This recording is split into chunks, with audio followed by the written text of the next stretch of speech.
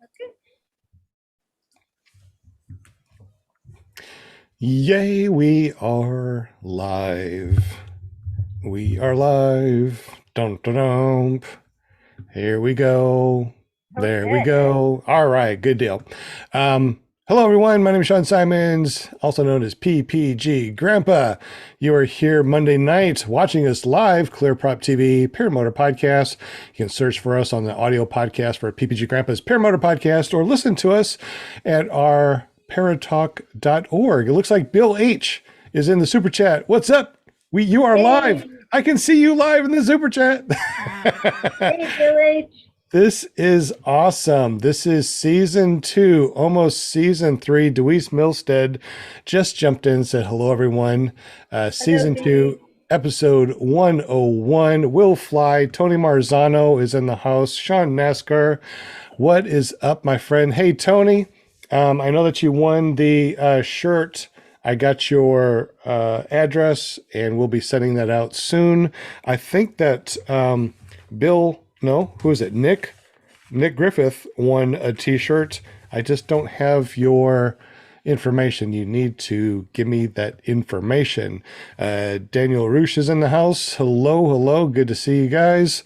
And tonight we're going to be talking about how to fly a paramotor. How to fly a paramotor. I mean, my goodness, there's so many different ways of flying a paramotor. Oops, search for us on the that was me. I did that. I'm trying to close out all these windows, and I became loud. Sorry about that. We're going to be talking about how to fly a paramotor. Let me share my screen real quick. Check this out. We're just putting this one out. I don't fly. I dangle by string. Hashtag string life, baby. So we're putting out more and more things on our merchandise. You can always find that merchandise by looking on my channel down below, and that will be popping up soon. You can also go to iloveppg.com, which reminds me, DP, did you see his post on Facebook? He had a iloveppg.com iPhone case. How cool is that? So DP, shout out to you, and shout out to all you guys out there that listen to us every Monday night. Tonight, we got ppglear.com in the house. What's up, buddy? Hey guys, how are you doing? You can find me at ppglear.com. I am doing well. Thanks for asking. That's awesome. It's really cold up there. You live in Wisconsin, and how cold is it getting up there? Yeah, we're in northern Wisconsin. We actually went out flying on Saturday off the lake, and I think it was about 25 degrees or so. I was up for about half an hour and really enjoyed it. It was a nice flight. That's good. We'll definitely need to talk about what you wear when you get up there and it's cold like that. But your show that you do a podcast every Tuesday night at ppglear, lear.com. What does that usually entail? What do you guys talk about on Tuesday nights? Well, we try to talk about, we gear our show towards educating newer pilots for paramotors, and just hanging out, listening to the chat, and answering questions that they have also. Awesome. It sounds awesome. That's tomorrow. So if you guys haven't done it yet, go over to ppglear.com. That forwards over to his YouTube channel. Hit that subscribe and that bell notification. Thank you, sir. This is going to be a fun podcast tonight. We also have Will Fly from willflyppg.com. What's up, bud? Hey, how's it going? Good to be here.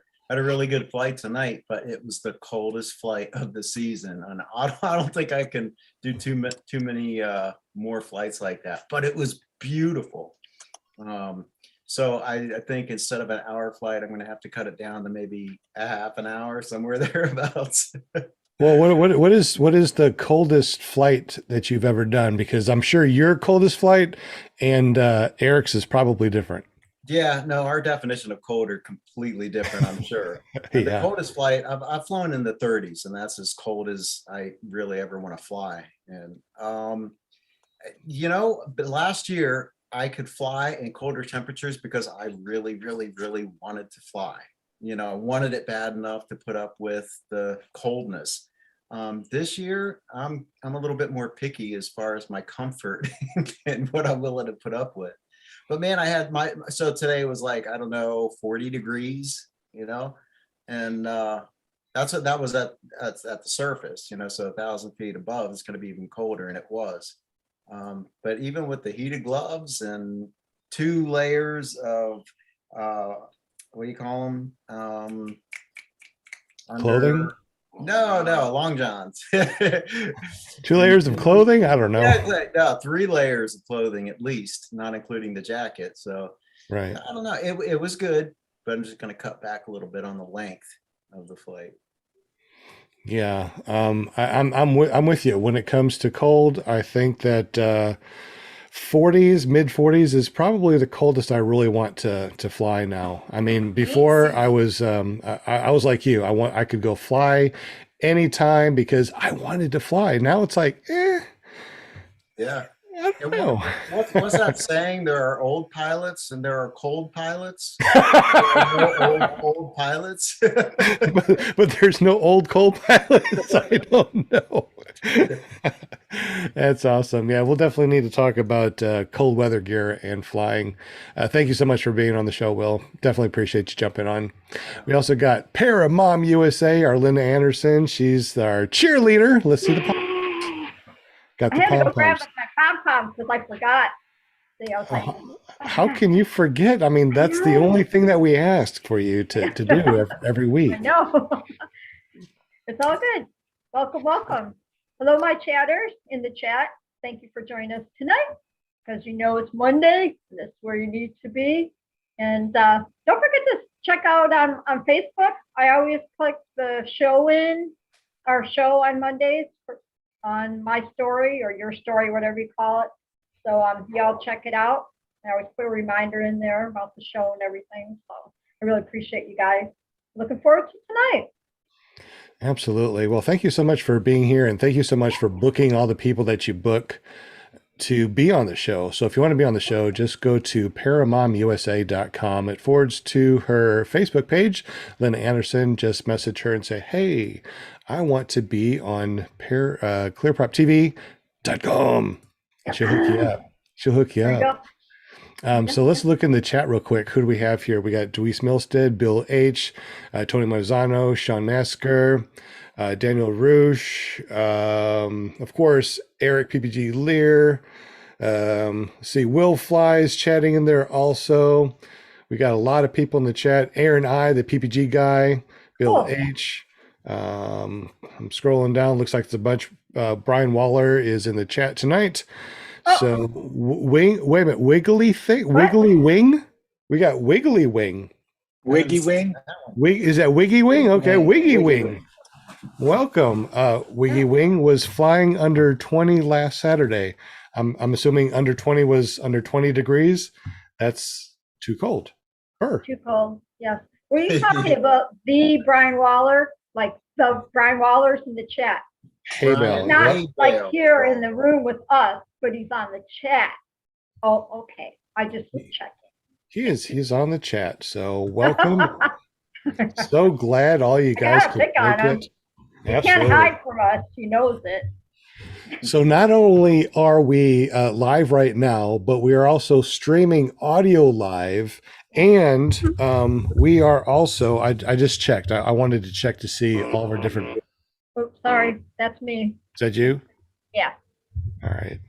I checked to see where we are on the internet, and we have over 20,000 downloads. We're on Bullhorn, Podchaser, Castbox, Stitcher, Listen Notes, Overcast, Pocket Cast, Castro, Spotify, Google Podcasts, Pandora, Amazon, Audible, iHeartRadio, and many more places. So if you search for PPG Grandpa's Paramotor Podcast or Paramotor Podcast, you can find us pretty much everywhere. We're going to be in season 3 pretty soon. Tonight, we're going to be talking about how to fly a paramotor.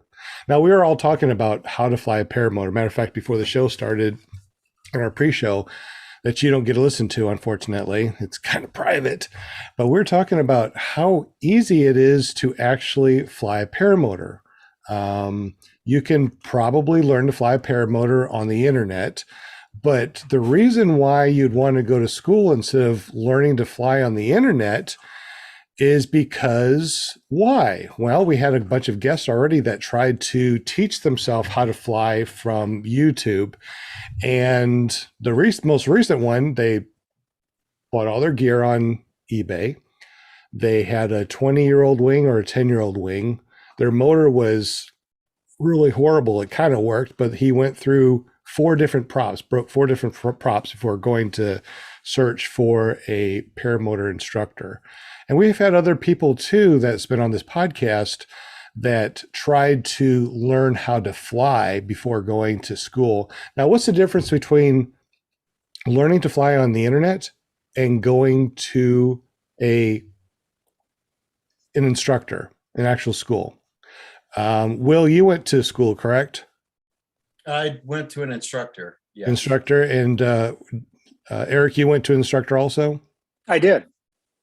All right. So let's go ahead and talk to them real quick about their experience in school and what they actually had to learn, or what they actually learned in school, and that had nothing to do with flying. I mean, you grab your A's, you run forward, you inflate, you mash the gas, and you're flying, right? You fly around, you pull left, you turn left, you pull right, you turn right, you come down, you flare, you land. Okay, really simple and easy. But what did you learn in school that was over and beyond that? Who wants to go first? Will, Eric? Go ahead, Will. I'll knock it out because mine's going to be pretty quick. And unfortunately, my first experience with an instructor was not good. So I didn't invest the time necessary to pick the right school or the right instructor for me. That being said, I can tell you though, the biggest advantage as I see it is if you learn something you watch something on YouTube and you go out and perform it, you don't have the third party, the knowledgeable third party watching you and being able to tell you where you did wrong when something goes wrong. And something will go wrong. It always does. Everybody has little things happen. But when you got someone watching you and able to give you tips and tricks on what you could have done better and how you could have prevented something, I think that would be the biggest advantage. Were you able to have someone video you so you could go through the video and see what it looks like from a different angle? No, no, unfortunately not. And until I still got good instruction. Don't get me wrong. I got good instruction because I had a real strong local group of guys who were knowledgeable and who were able to video and point out things. And if I had questions, I could ask. So I lucked out in that regards. Never, ever, the guest there with the 4 broken props, man, yeah, my heart bled for him. I mean, dang, he really wanted to fly. But like it's been said, you're going to spend your money on gear or you're going to spend it on training, and since it's your health that you're risking, you might as well just spend it on some good training, Absolutely. Well, how about as far as like airspace and weather and stuff? Did you learn from your instructor or from your group? Airspace, my background is in aviation as a flight instructor. So I already had the airspace down. I was familiar with that and how to talk on the radio, things like that. But all of that information was readily available in the Ppg book, because I guess you can't say the B word. But yeah, I mean, that the actual learning to fly the paramotor for me came down more towards learning how to kite the wing and control the wing. I had with that one instructor, the first instructor, my 6th launch attempt, I messed up a whole bunch of stuff. I broke my prop. It was 3 sections of the hoop, my netting. It was just a mess. After that, I decided, okay, because I was thinking about giving up the sport completely, thinking maybe, it wasn't for me. But I decided to try it again, but I committed to myself that if I was going to get back into it and try to learn this thing, I was going to know that wing inside and out.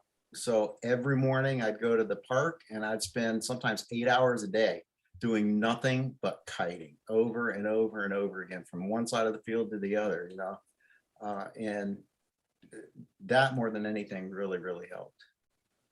That's good. And with your background in aviation, you already had your general aviation's pilot's license and you knew airspace.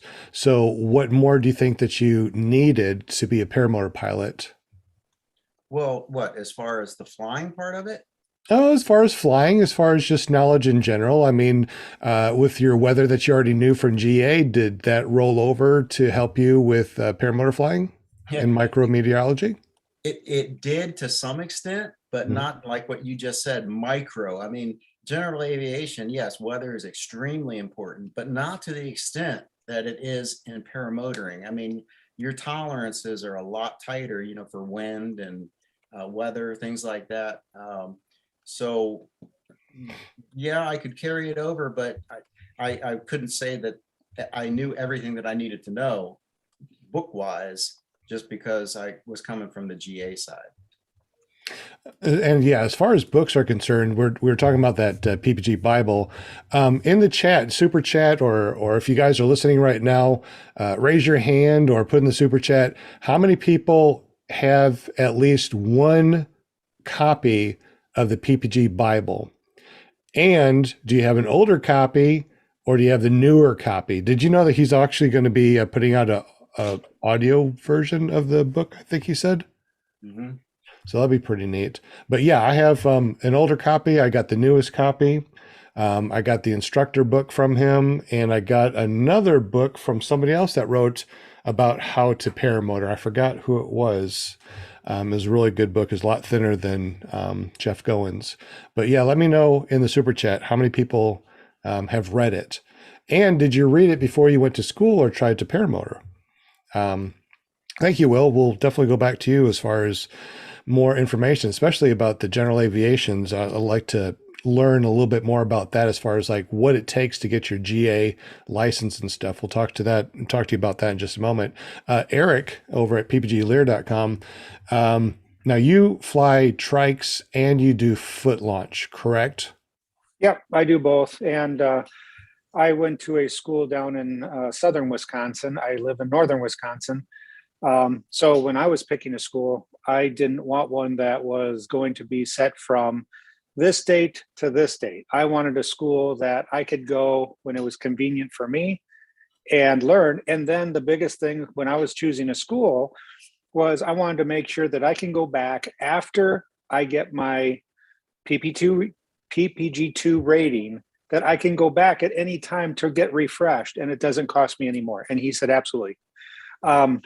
So the things that you learn in a school is, you know, they have simulators that you can sit in and they will teach you how to flare and how to land, you know, and unlike Will, I didn't come from an aviation background. So we did learn how to talk on the radios. We did learn airspace, which is super important to know. Also, there is some things that a lot of instructors will say, okay, you can fly, you actually landed, you're good, you can go off now, go do it, you know. And I know a lot of instructors will say, hey, we want to see 25 successful flights, but during these 25 successful flights, we're going to go through a few things, you know, how to stop oscillations, how to make oscillations, how to control your wing, how to use tip steering, how to use the brakes properly, you know, to make sure that you're safe. And that's the biggest thing, is they're concerned about safety. And that's their main objective, is to make sure that you're safe. But definitely a school is worth it, because you will spend your money in broken gear if you don't spend the money on an instructor. I totally agree. As far as airspace is concerned, how well do you think that you know airspace? I know enough. I know how to read it, and we will. If we go somewhere new, we will read the airspace map and know that we're legal.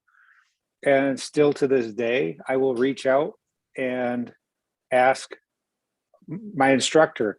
When we left Moonshiners, we went out to Outer Banks, and I actually reached out to Will and I asked him, where we wanted to fly and what certain things meant. And he was able to answer that because he's more experienced in the general aviation side. So he knew the answer, but that's where the Paramotor family is very nice to have and make those connections so you can reach out to other people. Not one person knows everything, but everybody together knows everything. Exactly. And this is definitely a community that, it's a small community. I mean, pretty much everybody knows everybody. Even if you're not a big YouTuber, we probably know you, especially if you've gone out and gone to a fly-in.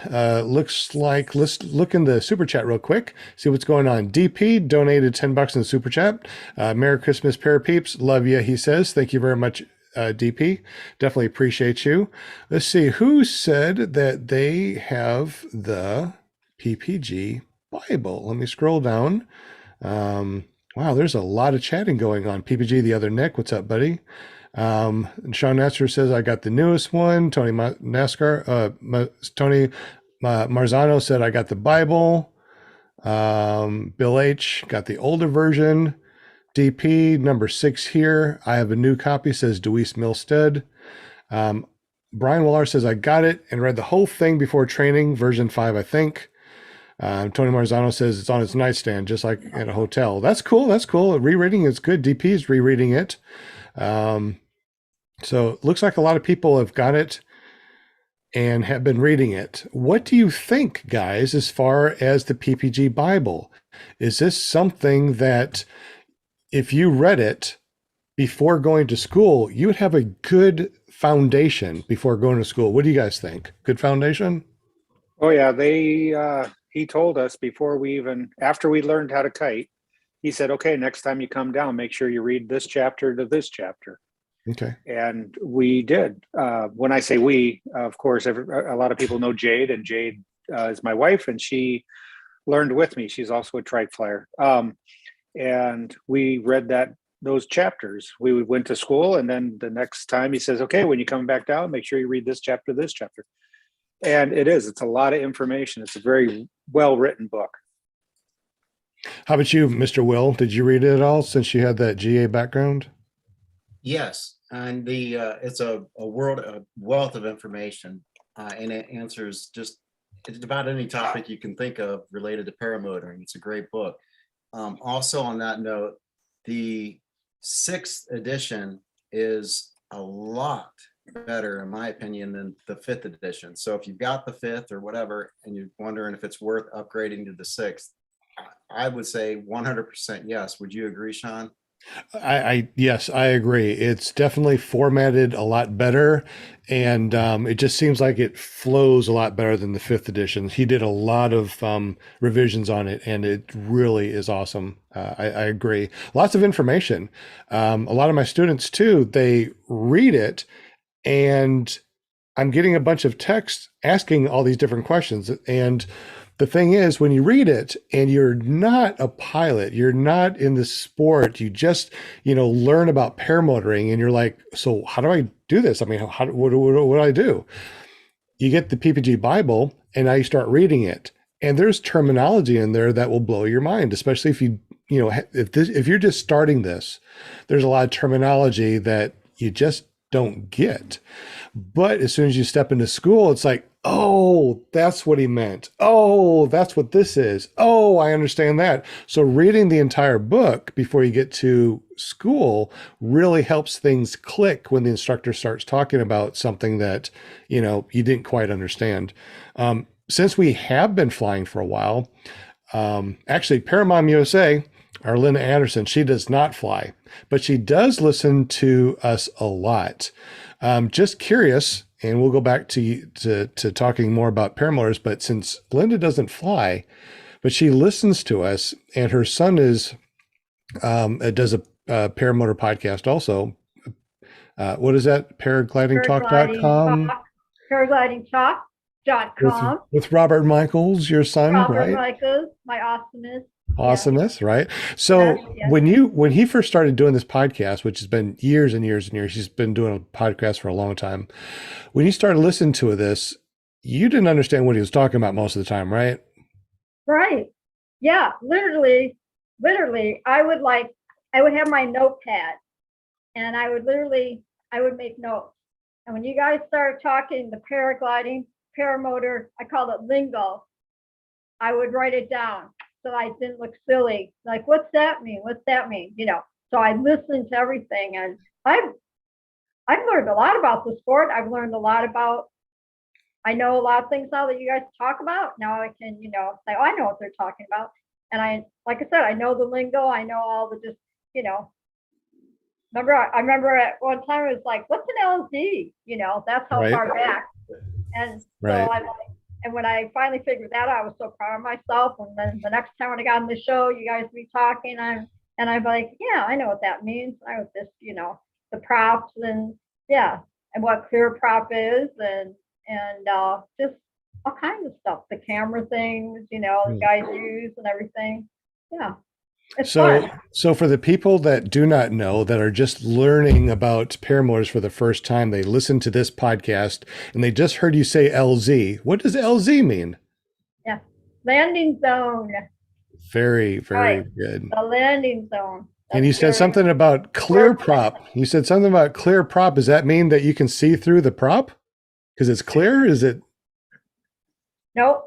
That What is- means that when you're getting ready to take off, that your prop, which is those blades, I call them, inside the motor, that when you turn that motor on, when you're getting ready to take off, clear prop means you better get out of the way because I'm coming out. Right. ClearProp is what you say when you're ready to start the motor to make sure Yeah. everybody stays clear of the prop. Very good. Yeah. So it's really interesting. And you don't fly, No. but you've been listening to this. So what do you think as far as like, in your opinion, if someone was to spend years of listening to paramotor podcasts like this and watching YouTube channels, you'd have a pretty good understanding before going to school, correct? Oh, yeah. The first thing I would do is learn how to kite and learn how to control the wing. Exactly. That's the first thing. And make sure, like I said, you got a good school that you're going to, have good instructors, that will teach you safety, number one. Yeah. Safety, that's a good thing. That's a good thing. I'm glad you brought up safety. So let me ask you something. Would you ever ground start a paramotor? No. Where are the two places that you want to start a paramotor?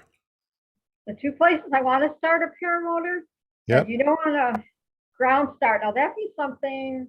So you'd want to say either on your back or rack, right? So you want the paramotor on your back, Oh, okay. or you want it on a rack to start it. Those are the only two places you want to start a paramotor. Okay. So, that's good. Okay.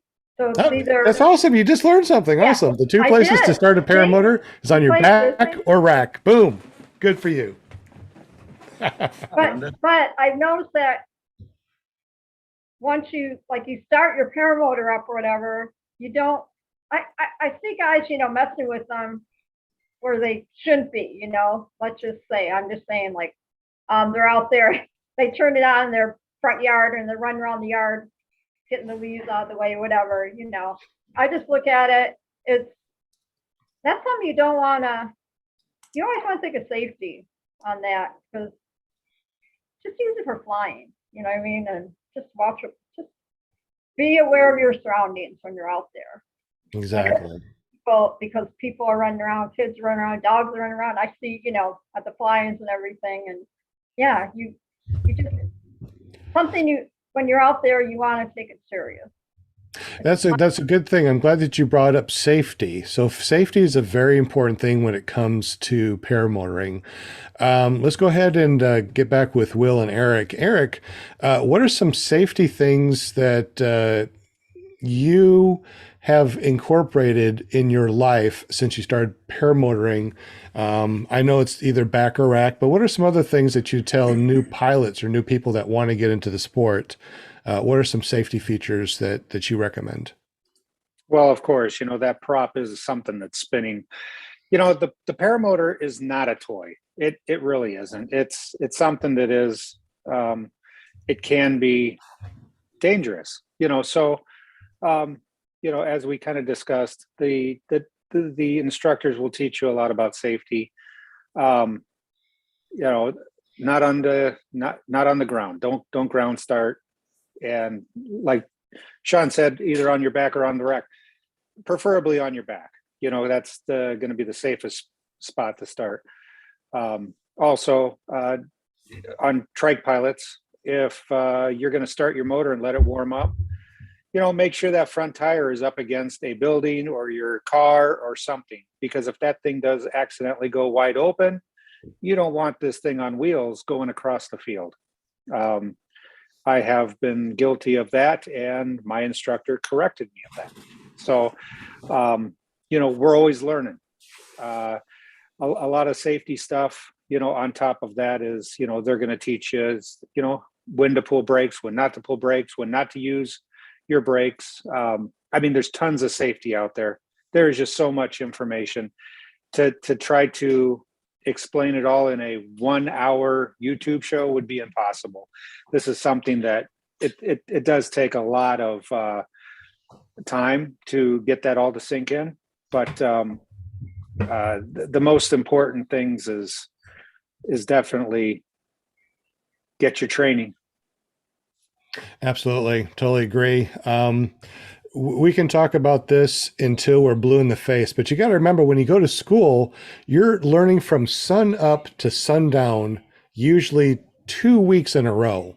So, if you think about it, that is a lot of knowledge that is going into your head that you're learning, or understanding after reading the Ppg Bible.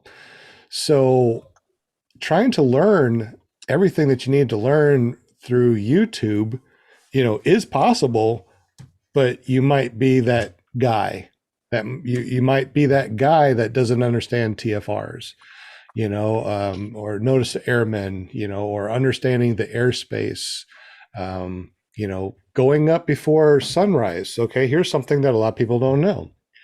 When you turn on your strobes and you have them 30 minutes before sunrise or 30 minutes after sunset, you are allowed to fly in G Airspace only. You understand that, right? That means that you don't get up 30 minutes before sunrise, turn on your strobe, and go up to 18,000 feet. That's illegal. You have to stay in G Airspace. And depending on where you are, that could be 700 feet, that could be 1,200 feet. Out west, well, you could go up to 14,000 feet, and that's still G Airspace. But you got to understand what is legal and what is not legal. Will Fly, what are some safety tips that you would give people that are just getting into the sport or want to get into the sport? I would say get connected with a local group of pilots and start to develop a solid support group for when the questions come up. And when you're not going to learn everything, like Sean said, there's a lot of information that you're going to be learning in 2 weeks. And it's not just book stuff. You're also learning new feelings. As a flight instructor, when I was teaching, when you try to teach somebody how to land, you can tell them as much as you want, but until they actually feel the flare and feel, it's more of a feeling, and you can't teach a feeling. So that would be my number one tip. Of course, the book is that's a solid foundation. Other than that, I would find the school, right, that you trust your life with, find the right instructor, the right school, do your research on that, and then be a robot, man. Listen to the instructor and do what he says. One thing that came to mind, Sean, is that you were talking about safety and stuff like that is, yeah, you can learn on YouTube, but why not have somebody there who's already knowledgeable about the mistakes that you're most likely to make and either save you a lot of damaged equipment and broken bone, maybe. Why not? Why would you subject yourself to that? You're not saving yourself any money. I can tell you that right off the bat. It may seem like you are at first, but you're doing yourself a real disservice by doing that. There was one other thing I wanted to point out regarding safety. Sean Nasker, he made a comment. He says it's better to be comfortable and safe than miserable and rushed related to cold weather. And that is absolutely true, because when you're rushed, you are much more likely to make a mistake if you're rushed and uncomfortable. So good point, Sean. Well, thank you very much. And unfortunately, when it comes to this sport, there's a lot of things that you don't know. And you can't learn something that you don't know that you need to learn about. And unfortunately, that's something that you can't learn. I don't think that you can learn everything like that on the internet, because you don't know what to search for. I mean, if you know that you want to learn how to wire up an electrical outlet, well, you can Google how to wire up an electrical outlet and go step by step. But I don't think there's anything out there on the internet that shows everything that you're going to learn in 2 weeks with an instructor. Even the Ppg Bible, there's a lot of stuff that is not covered underneath there, or in there. I mean, a lot of stuff is, but there's a lot of stuff that you just don't know that you don't know. And that's, I think, where the issue is when it comes to learning how to fly. Yeah. Any questions in the super chat about learning how to fly, or any questions or any safety tips or anything like that you guys want to offer or talk about? Is there some sort of rules or regulations that you are kind of like don't know about or would like to learn more about? Ask in the super chat. And also too, don't forget, you can always go over to ppgzone.com if you haven't done so already. Sign up for a free account, and there's an interactive map that will pop up and show you all the different pilots that are on ppgzone.com. And you can see all the pilots around you. Click their name and talk to them on PPG Zone. Say, hey, I fly. Do you want to get up together sometime and fly? So that's a great way of getting up with people.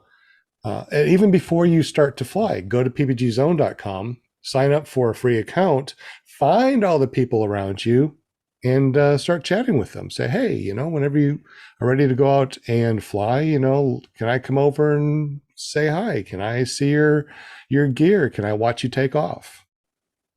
Yeah, I've not had one person say no to me when I asked them that question. Paramotor pilots love showing you their gear, and I mean that's just what we do. Can I, if you don't mind, and then I'll kind of hang out in the background. But there were a couple of things about airspace that I wanted to mention. That there seems to be a misnomer. Well, it's not a misnomer, but a misunderstanding. Class G airspace is uncontrolled airspace. Class Echo or Class E airspace is controlled airspace. And a lot of people think, well, no, okay, I'm in Class E airspace, so that must be that I'm in uncontrolled airspace. That's not the case.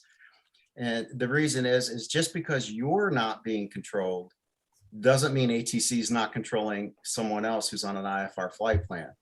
So just wanted to make that distinction there.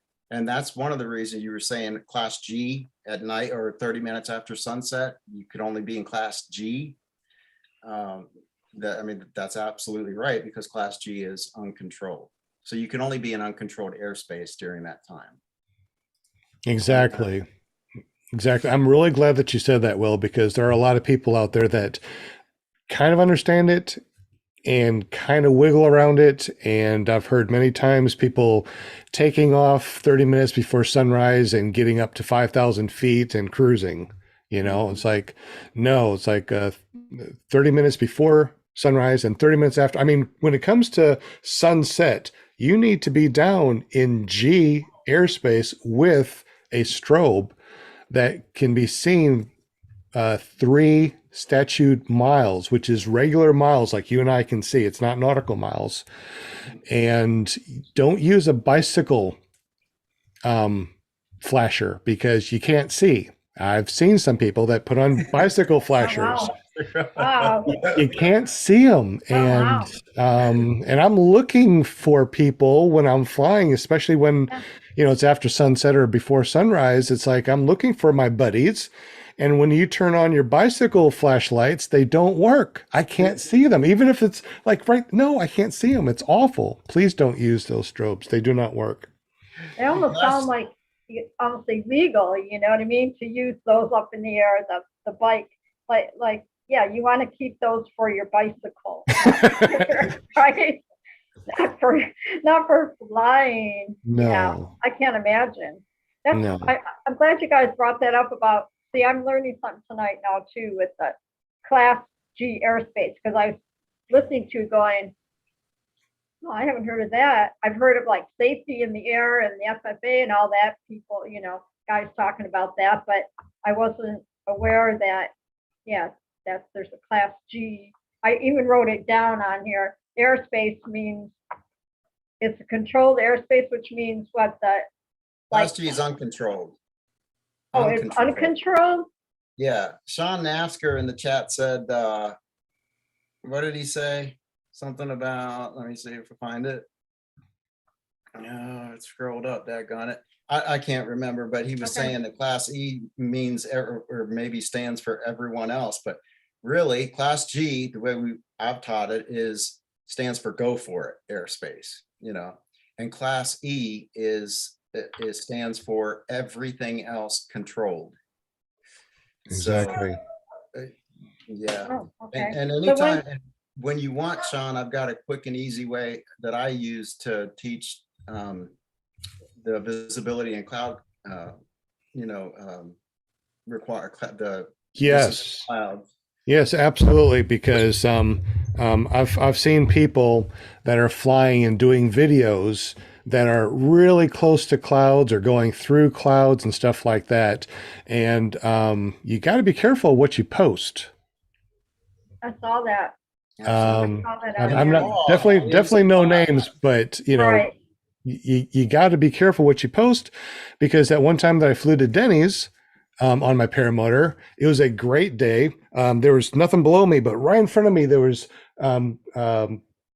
ground fog as far as the eye can see, and the sun was coming over it. So I put my feet up like you normally do, right? And I was videoing that. I'm like, look at this. This is so cool. But straight down below me, you know, there was ground. You can see it. And behind me, there was nothing.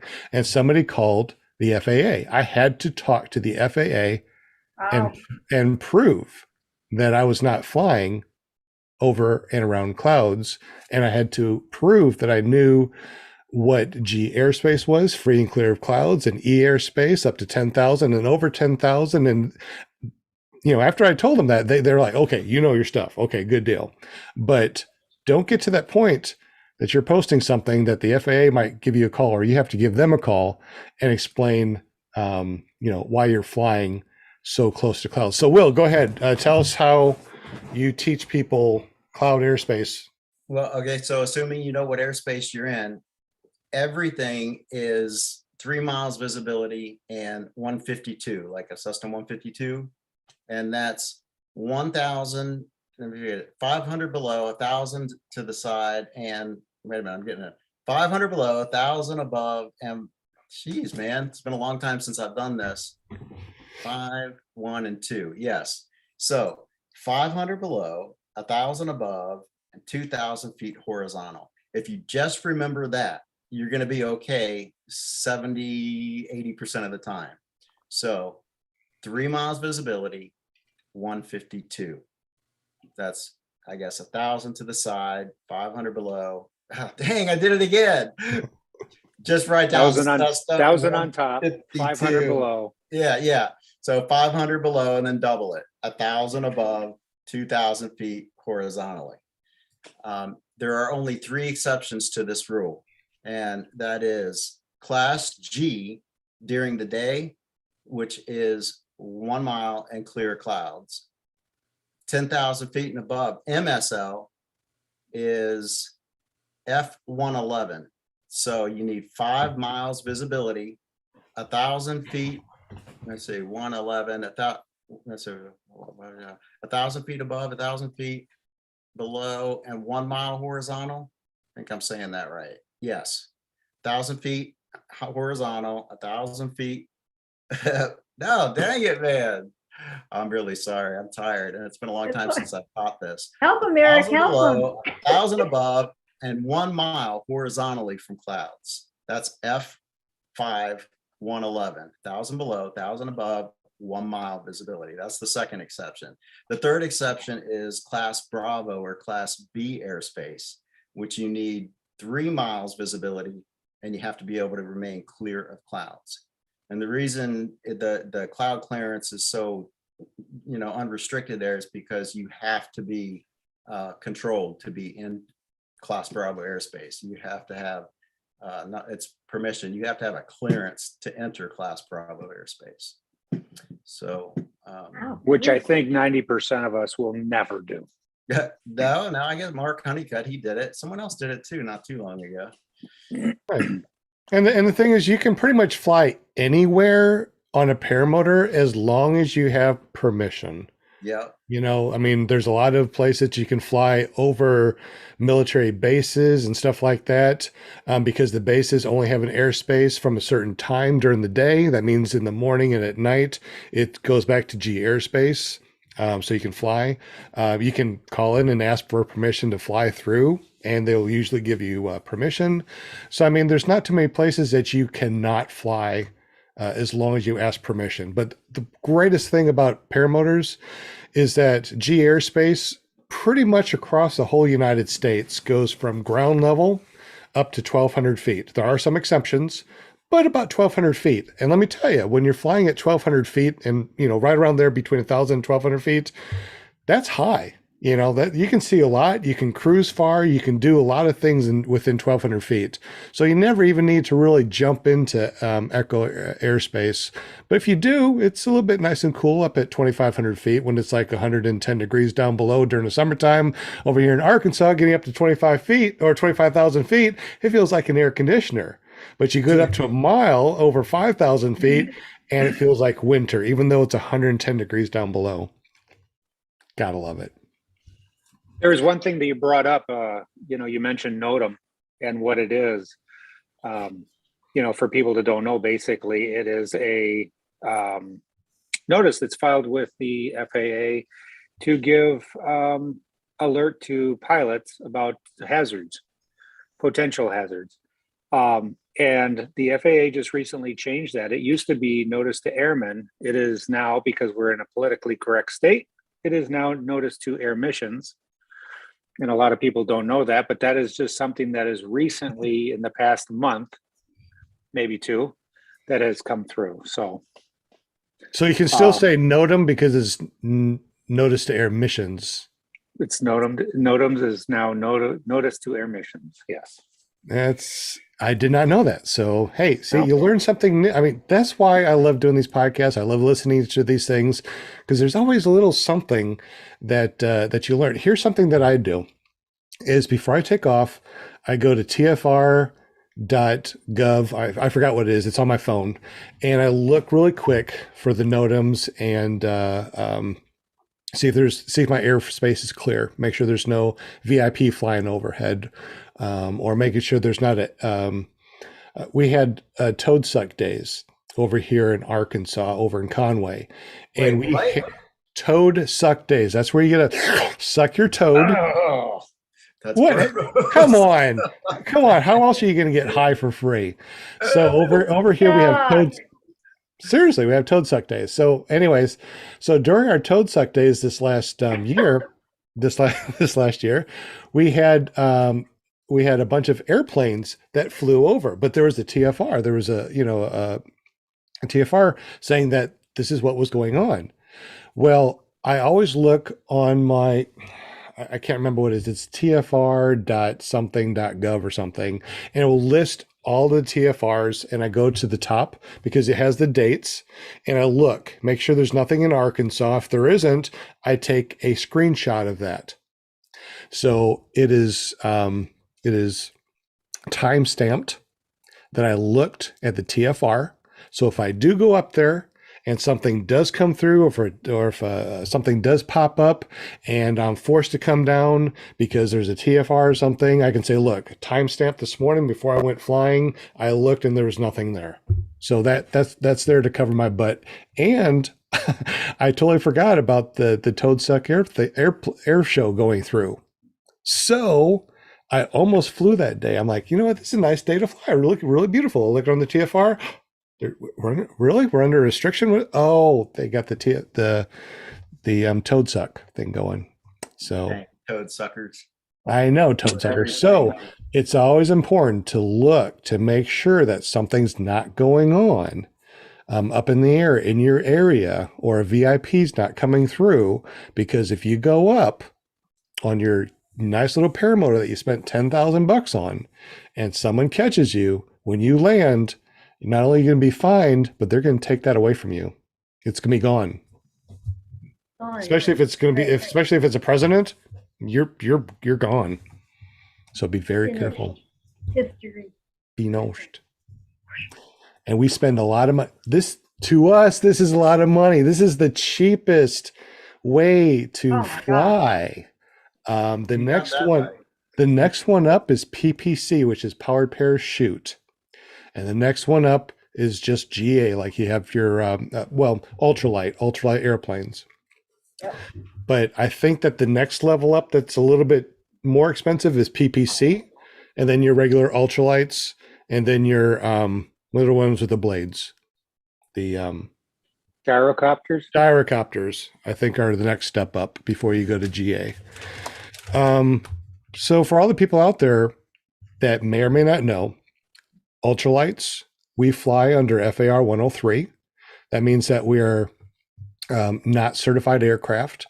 And as long as our aircraft, if it's motorized, if it's under 254 pounds, we can fly it without a license and under really not very strict rules and regulations. If we're flying without a motor, if it's under 155 pounds, what is it? I don't know if that answered. Yeah, that does sound right. If it's not motorized, it's supposed to be under 155 pounds.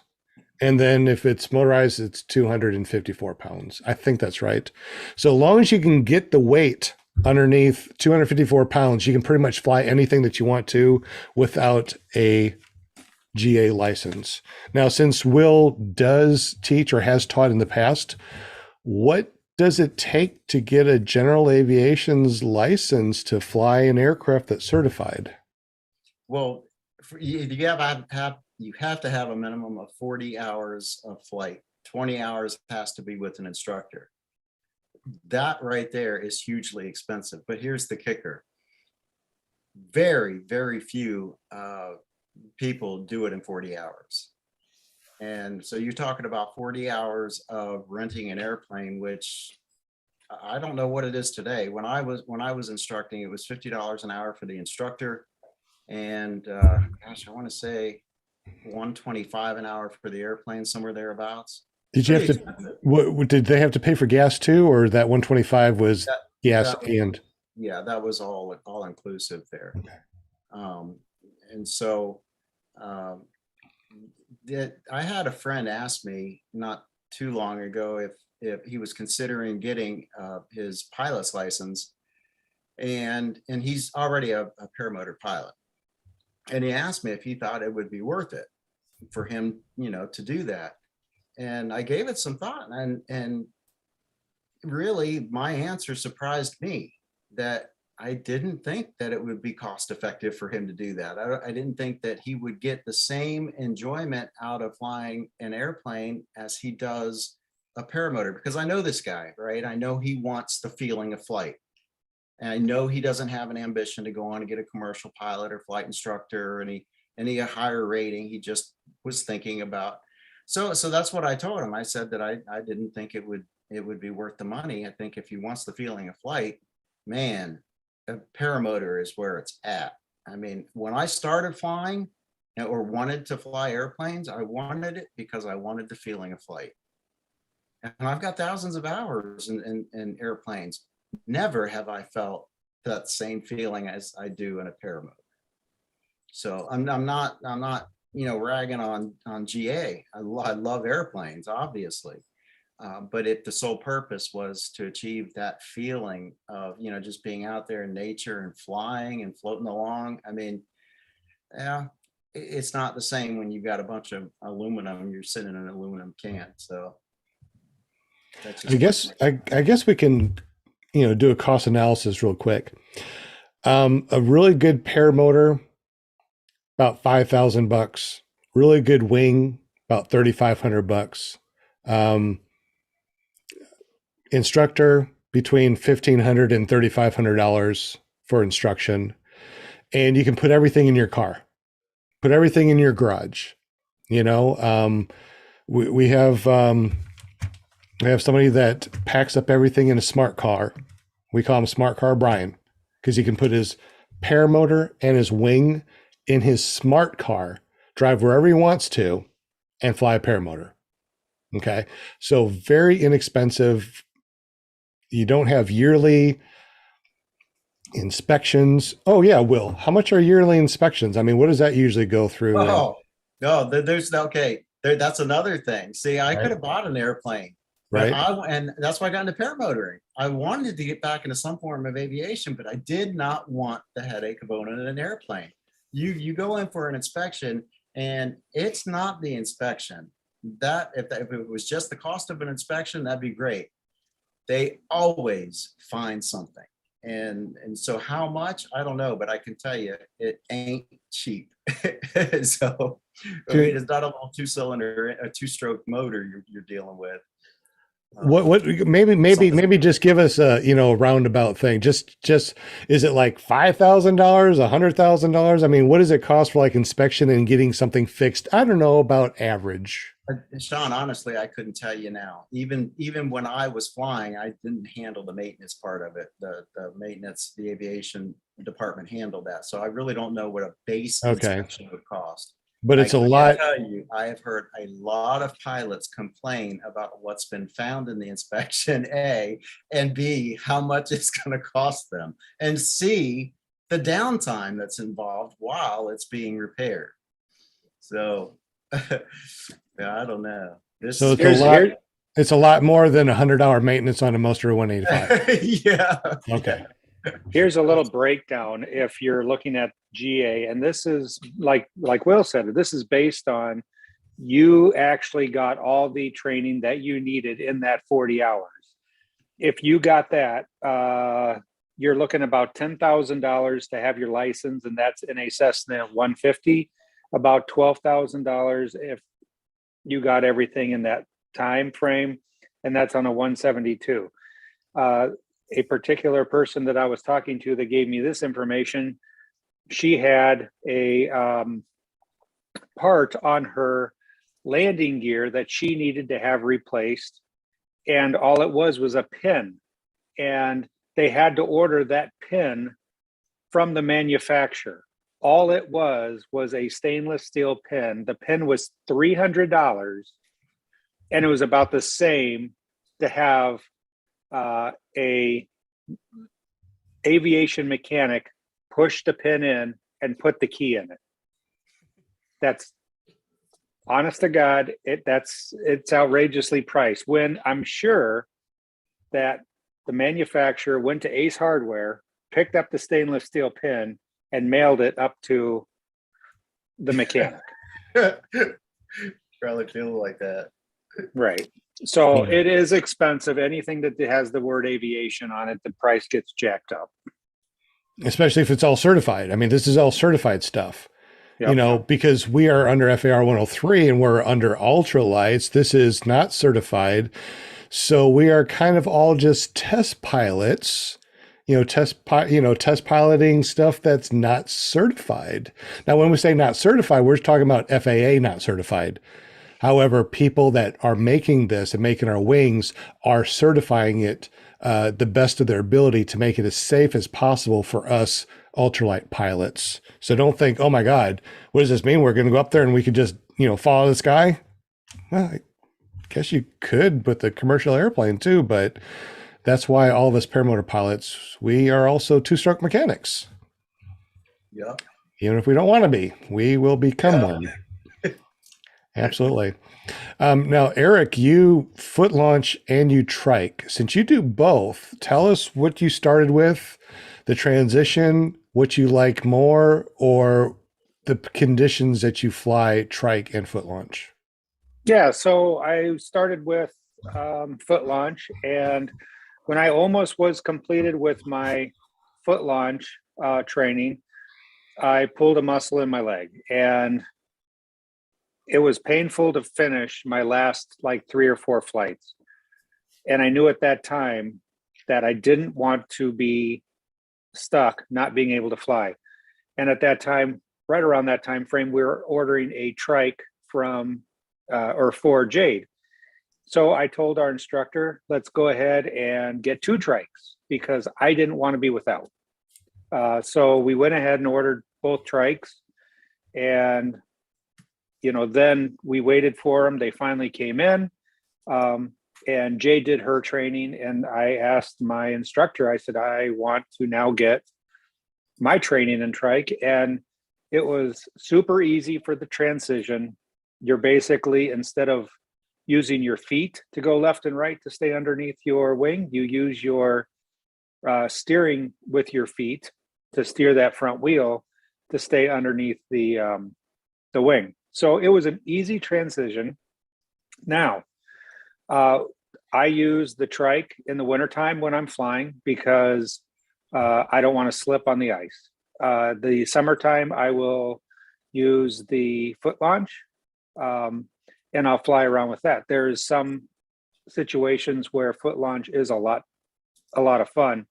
And if you're going to go up into the sky and play around, it is fun to do that on foot launch. If you're going to go up in the sky and just putt along, it's the trike is the way to go. So it depends on what I feel like doing that day. It depends on if I want to be, I don't want to say lazy, but you don't have to run with a trike.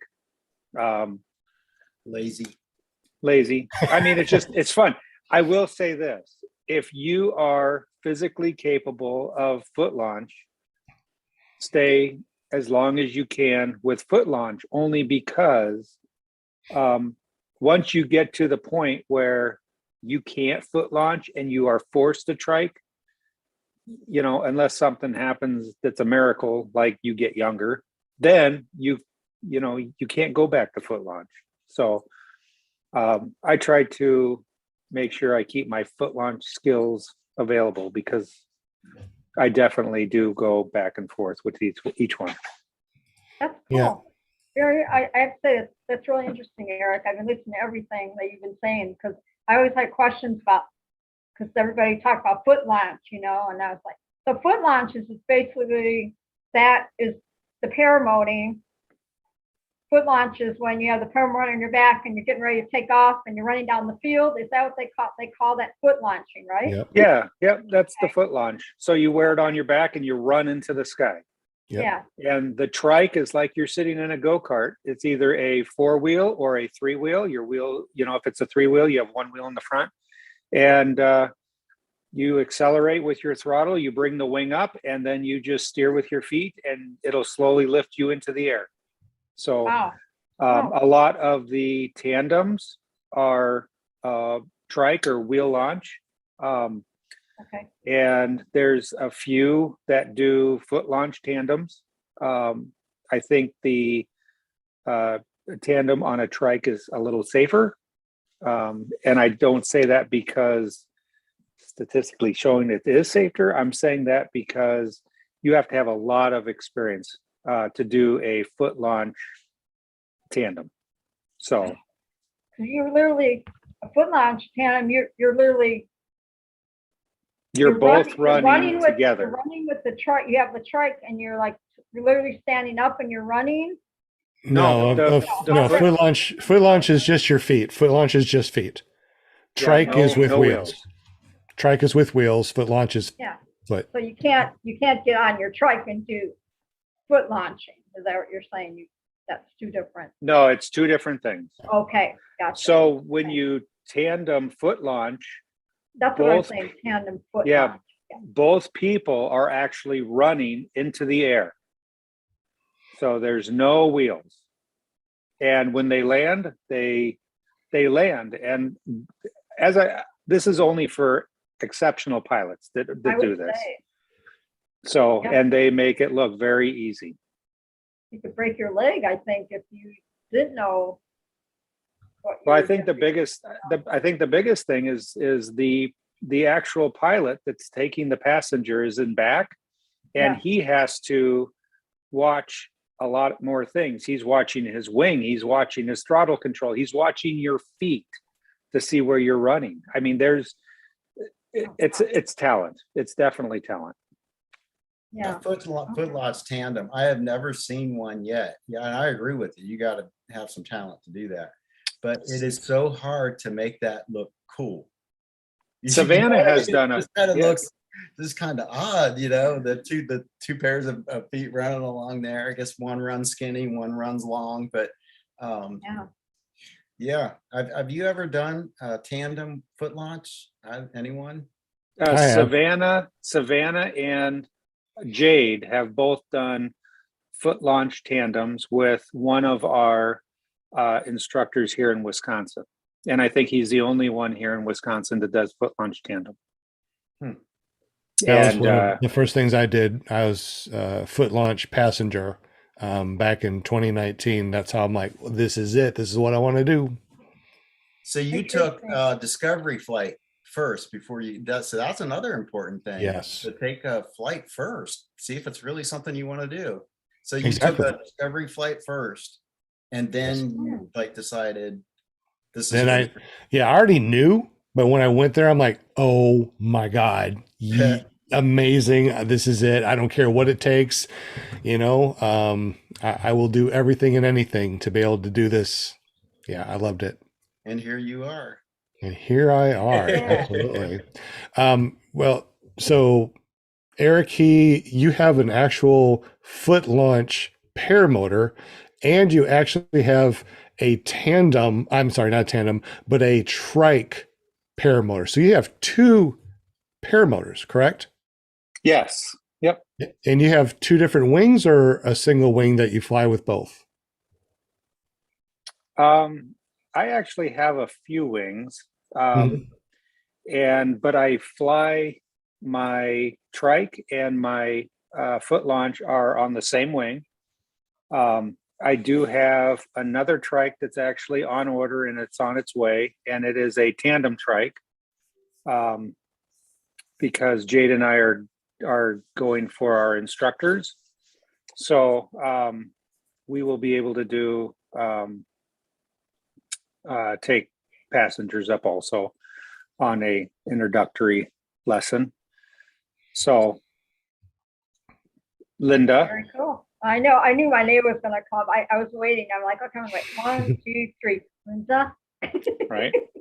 And it just so happens that we have a fly-in that we go to that is 45 minutes away from Linda's house. So hopefully we will be able to get her out there and give her the experience of what we all feel.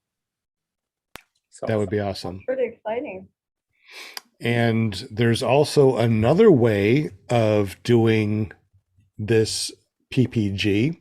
You can do the foot launch, and then you can actually add on a trike. There's a couple different, there's a lot of different trike extensions, trike platform. I don't know how they actually call them, but your trike, Eric, is an actual paramotor trike.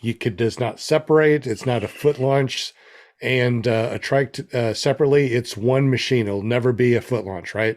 Yeah, it's a dedicated machine with an engine. A lot of the foot launch units have accessories that you can bolt on the wheels or strap on the wheels, and they basically they can convert back and forth fairly easy, and it gives you the foot launch feeling with wheels when you're flying. It feels like a foot launch. Yes, and that's what I have. So I can foot launch, I can trike, and I can do either or with that same paramotor. So I have one engine, one paramotor, but I can bolt on my trike, which means I can go trike if I want to. Let me tell you the reason why I like to trike, and the reason why I think having the accessory to be able to trike with your foot launch. How many times have you gone to a fly-in and the wind where you are right here, right? You got the line where you have to cross and then you become, then you're in the LZ, right? And the wind is coming from the wrong direction. So you have to go all the way over to the other side to be able to launch this way to where you guys are. Let me tell you how easy it is to do that on a trike. You get on the trike, you have your wing bag right on top of you, and use your feet to steer, and you just go all the way over to the other side, set up, and go fly. That is the reason why I think that everybody should have a retractor trike or something that you can bolt on your foot launch paramotor. It's amazing. I mean, I love it. I mean, over at fly-ins, what do you like to do, Eric? Do you like to foot launch or do you like to trike? Well, when we were at Bad Apples, I enjoyed doing the trike because of the fact that it's such a huge field, and we're always trying to stay out of the way of everybody else. So when the wind was coming from certain directions, we did the trikes because we ended up going there a week early. And I was able to foot launch and go around and see all of the Georgia area there that we were at. And it was enjoyable doing both, but it's, during the fly-in, we did, the trike. Now, when we went to Moonshiners, you're at such a high elevation that the wing doesn't have as much lift. The prop doesn't, bite as much, so you really have to run, and that really saved us as far as being able to launch without failed launches because of the trikes. So that was good having a trike at Tennessee. Yeah, I think it's really awesome too. Here's something too. What paramotor should you get? If you don't know, if you haven't flown different paramotors, how do you know what paramotor to get unless you ask like an instructor? Can you imagine before you went to your school or started learning this, you just got your paramotor and wing off the internet? I mean, what would you get? How would you even judge? Will Fly, he started off with the Atom 80. Is that correct? A Atom 80, or was it a? Yeah, Atom 80 and a Mac Paracharger. And you flew that for a couple of years, and then you went to a Moster 185. Yep, and Power to Fly Titan, and yeah, but it's funny how that's normal. So I can't judge somebody for thinking that way, because the first thing that I thought of when I decided I was going to get into this sport is, okay, what motor do I need? What wing do what's the equipment that I need? That's just kind of, I guess, the natural progression. But it would have been a mistake. I had no idea, and I could look at something, and I had no understanding of the sport and charts and weights and things like that. So that's where the instructor comes in super, super handy. And I firmly believe that nobody should get, without an instructor and instructor involvement, get any gear on their own, for especially their first wing, their first motor, because that can cost you a lot of money. Exactly. Totally agree. How about as far as wings? If you went out and you could buy a used wing or a new wing, or a new motor or a used motor, right now with the skills that you have, would you go out and buy a used wing, or would you stick with buying new wings? I would buy new because I can. And if I wouldn't say that I would never buy used, because I would if I knew the person and I thoroughly trusted that person and their reputation. So yeah, I just bought a new motor and a new wing. Why? Why? But why would you need to know that person? And this, of course, this is a loaded question, because I want people to think about this, especially people that are out there right now that are thinking about getting into paramotoring, and they're like, oh, I'm going to go buy a used wing. Okay, so let's talk with Will real quick, and we'll talk with Eric, and then we'll talk with, I guess I'll talk with myself about new and used wings. Why would you need to know this person, Will, inside and out, know if they're honest or not, and know about them, the reputation, before you buy a used wing? Yeah, well, even if I was first starting out, I probably wouldn't know anybody anyway. So I would, I would have no way of judging the guy's reputation. Exactly. Because I mean, for with a wing, for example, someone could say that, yeah, it's got 20 hours on it and it's only 6 months old. Well, in reality, it might only be 6 years old, but it has 200 hours on it, and I wouldn't have the eye or the knowledge to be able to distinguish the difference, to be able to tell the difference without it being inspected. And since that is what holds you up, that's what keeps you safe. There's those lines and that wing above your head. You need to know about that wing. Real quick, my first year of flying, I flew over 300 hours that first year, brought a brand new wing. After 300 hours, a couple of SIV clinics, I sent it in, right? Still, is it 2019? Still sent it in 2019. They failed the wing. It was still crispy. The riser still looked brand new. Everything looked brand new, but they failed the wing because the lines were stretched and they snapped at a lower breaking point. I had to replace the lines. But even though it was a brand new 2019 wing, still crispy, it still smelled brand new. If I would have sold that to somebody and somebody went out flying, they tried to do some acro, a line could have snapped, and that was the same year. Can you imagine buying a 2-year-old or a 5-year-old or a 10-year-old wing? I can't imagine. How about you, Mr. Eric? What kind of wing would you buy? Would you buy a brand new one or a used one? And if you bought a used one, what kind of things would you have to look for to get that used wing? So I agree with Will. You kind of have to know where that wing is coming from.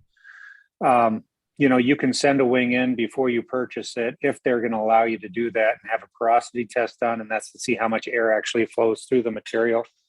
That's going to an extreme. But if you get a wing and they say, hey, this is a 2020 wing, you got to make sure you look at that manufacture date and it doesn't say 2010. Make sure that it's, they're not fibbing to you. And if somebody that owned that wing before you was doing acro, yeah, those lines are going to be stretched. I think we had this on our discussion on a Tuesday show, and that is, both Mark and Will, I would buy wings from them because they replace their wings after 100 hours or 150 hours. I would have no problem flying a wing like that. I know their flying style, and I know that they take care of their wing. They don't leave it out in the sun and let the UV rays deteriorate the wing. So, and also the biggest thing is you got to remember this is what is keeping you alive. The engine will put you up there and it could die and it's going to bring you down. The wing will bring you down slowly.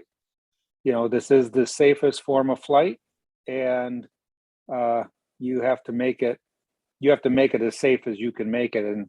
And that is, there's nothing wrong with buying used equipment. Just make sure that it is coming from a reputable person and it is a well taken care of wing. If you get a wing and the leading edge is all chewed up from dragging it on the ground or asphalt or anything like that, you don't want that wing. That wing is used up. If the wing is very soft, like your bed sheet, you don't want that wing. That wing has been had a lot of hours on it. Absolutely. And that's another thing, unfortunately, before you start flying is you don't know what you don't know, and you don't know what to look for when it comes to wings and motors. Even when it comes to motors, the first motor that I bought, it is a Moster 185, but it was a classic.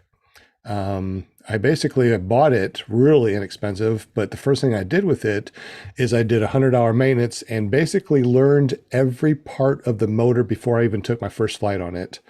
And that's another thing. When you go to school, you get to learn about taking care of this two-stroke motor, learn, how to replace and how to fix carburetors and just general maintenance on it too.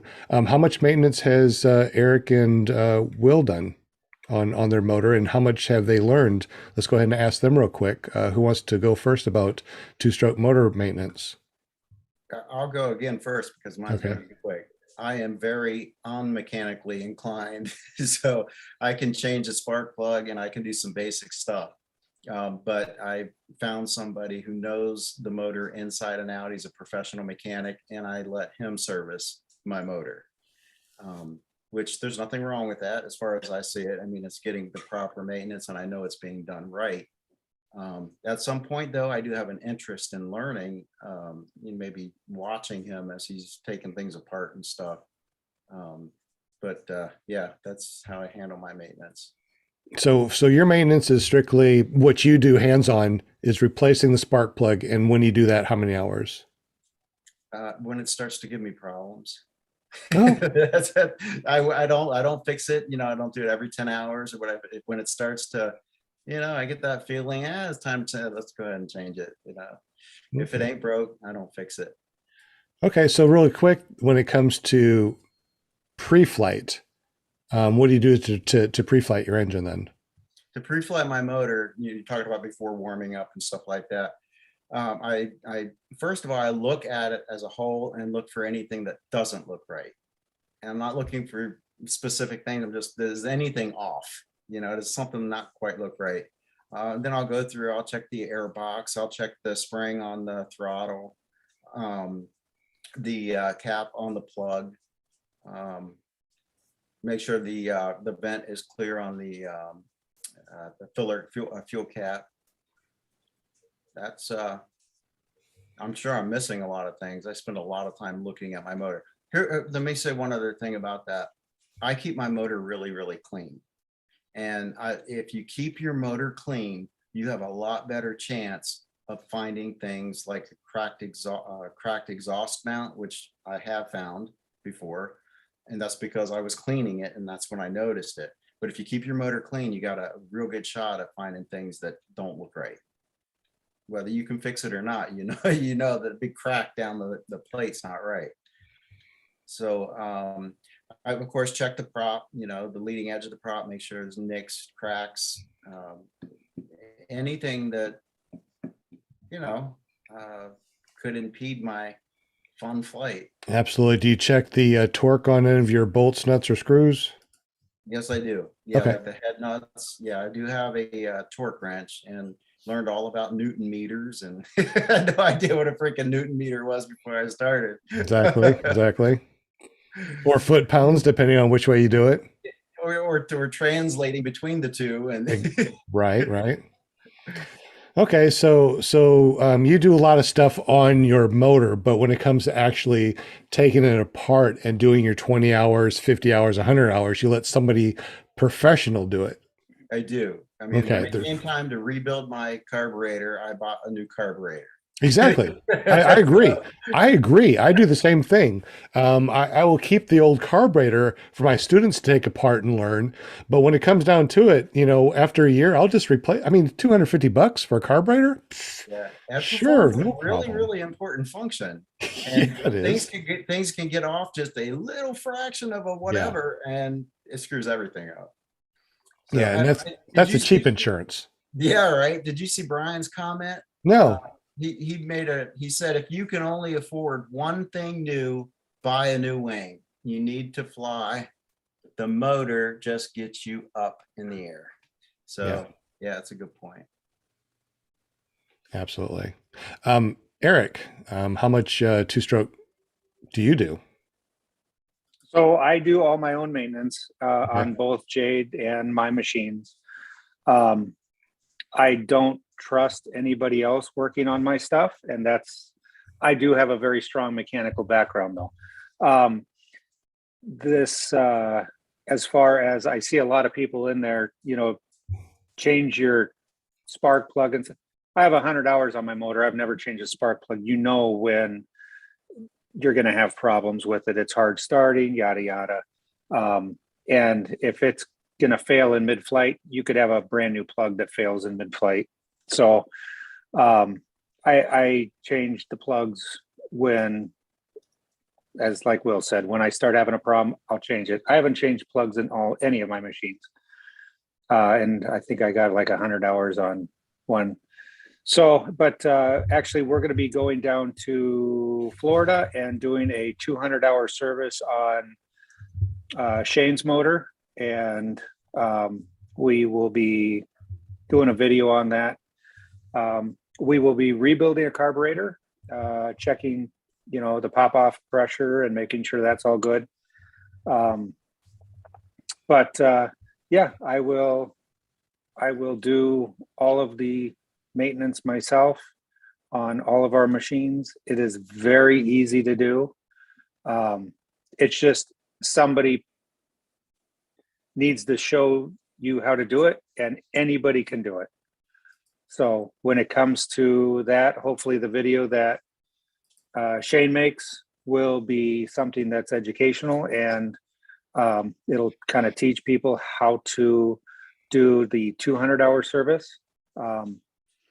And we'll go from there. Absolutely. Just want to say thank you, Nick Griffith, that donated $5 in the super chat. By the way, buddy, you did win a shirt last week. I need your address, so text me or message me or something, and let me know where you want that sent and what size, please. As far as me and my maintenance, I do it all myself. Number one, I have to, because I need to teach my students how to do it. So I got an Adam 80 and I got a Moster 185 that I break down, and basically we'll break it down, show all the pieces, put it back together, and watch it work. I replace the seals pretty often, only because when I have new students, it's easy to go through and place the seals. I take off the head every 5 or 10 hours, and I just scrub the head down, make sure that little exhaust port is clear, and I show my students how to do that. When you lose a little bit of performance, you change out that spark plug, which I do every 10 hours or so, because they're so cheap. It's like $2 over at O'Reilly's or any AutoZone. They're really inexpensive for the Moster 185, also for the Adam 80s. And it's really easy just to break everything down. I get lots of the copper bolts, the one-time use that you can use maybe 2 or 3, but once they don't catch anymore, you got to let them go. They're supposed to be one time, but I think they can be used like 3 or 4 times. But when it comes to the issues that I've had in the past when I first started flying, it was always my spark plug. Something always happened with the spark plug. And I found that changing it out every 10 hours, I have no more issues with that. Once a year, I change out all of the fuel lines. I change out my carabiners, meaning I buy new carabiners. I buy new dog bones, the ones that wrap around and the carabiners hook onto. Those are the dog bones. I replace those once a year. I know you don't have to, but they are so inexpensive. And these are the failure points that could fail. Why would I want something that could fail when it takes $20 to replace them, $30 for 2 carabiners, and a couple bucks for a spark plug? Those are your failure points. Take care of, get those things taken care of. I also bring a little tool bag with me when I fly. The motor outs that I've had were always something that were really easy to take care of. I keep little zip ties with me and little scissors so I can zip tie things. Sometimes things break. I have another set of or 1 or 2 bolts just in case one shears off. I had one time that one of my prop bolts sheared and flew off. Now I didn't go through the prop because, it's already on the other side of the prop. But when I landed at one of our XCs, I went through before I started. I'm like, holy crap, I'm missing a bolt. Took a bolt, put it in, torqued it in, and I was ready to go. So as far as I know the time, look at it, it's 8:30. Who needs to go? Do we need to go anytime soon? Pretty soon? Before 9 o'clock? Another half an hour? I'm good. You're good for a little bit? Yeah, I'm good for a little bit. All right. For a little bit How about the longer. bag? What's that? How about the bag, Sean? I totally had not thought about the bag, the extra, bag for the wing. And most new wings come with two bags. They normally come with the big bag, the big stuff sack, and then the bag that the wing comes in all folded about this big in that little bag. Well, what I do is I keep that little bag wrapped up and in another pocket in my paramotor. One time when I landed out, because my starter didn't start after we landed on an XC. That's when we went over and flew from Hazen down to Stuttgart and went around the boneyard, the airplane boneyard. I went back to start it up, and the starter went poop, and it was gone. And I wadded up my wing, stuffed in a little stuff bag, and then when everybody came back to save me, it was easy. I didn't have to worry about a bag. And also, too, if you don't have one of those little bags, 55-gallon black trash bag, it rolls up really, really super tiny. You can put it in any pocket. Hell, you can put it in your back pocket before you go. It's always good to have an emergency wing bag. And what do you think, guys, as far as emergency wing bag in case you land out? That's super important because I've landed out twice, and both times I didn't have a way to store the wing. Other than in the back of a pickup while I'm holding on to it. Eric, have you ever had a motor out, or you had a land out where you had to, wad up your wing someplace? Yep, I was flying along and all of a sudden it started raining, so I landed and I didn't have a wing bag. And like Will said, it was in the back of a pickup truck while he's going down the highway. You're trying to keep this thing from inflating and yanking you off. But I do now, because of that instance, I do now fly with the wing bag, and on the trike, I'll put it underneath me and it acts as a cushion. So, and in the foot launch, I'll put it underneath the storage that's in the, that's under the seat. That's good. That's awesome.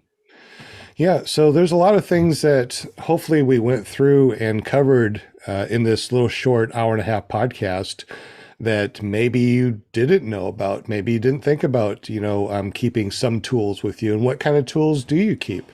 Here's something. So what kind of tools do you keep on you if you paramotor and you think that you might land out? Will, Eric, do you keep a little tool bag with you? And if you do, what do you have with you? I don't. And don't forget, though, I was coming from an Atom 80, and I tried to keep the weight down as much as I possibly could. No excuse, I probably should. But even to this day, I don't. I do have tools, but I have them in the back of my car. Right. Yep. Same here. I don't carry tools with me per se. I think the tools that I carry are my water inflatables, and because where I fly, and boy, I tell you what, I don't want to say I'm unprepared, but I really watch my outs. The one mechanical failure that I did have was at Bad Apples when my throttle cable came off of my throttle arm, and I landed out in, I don't know what kind of field it was, cotton maybe, I don't know. And I went and was able to put my throttle cable back together and relaunch out of the field. So that was my only mechanical out, and I've taken care of that problem.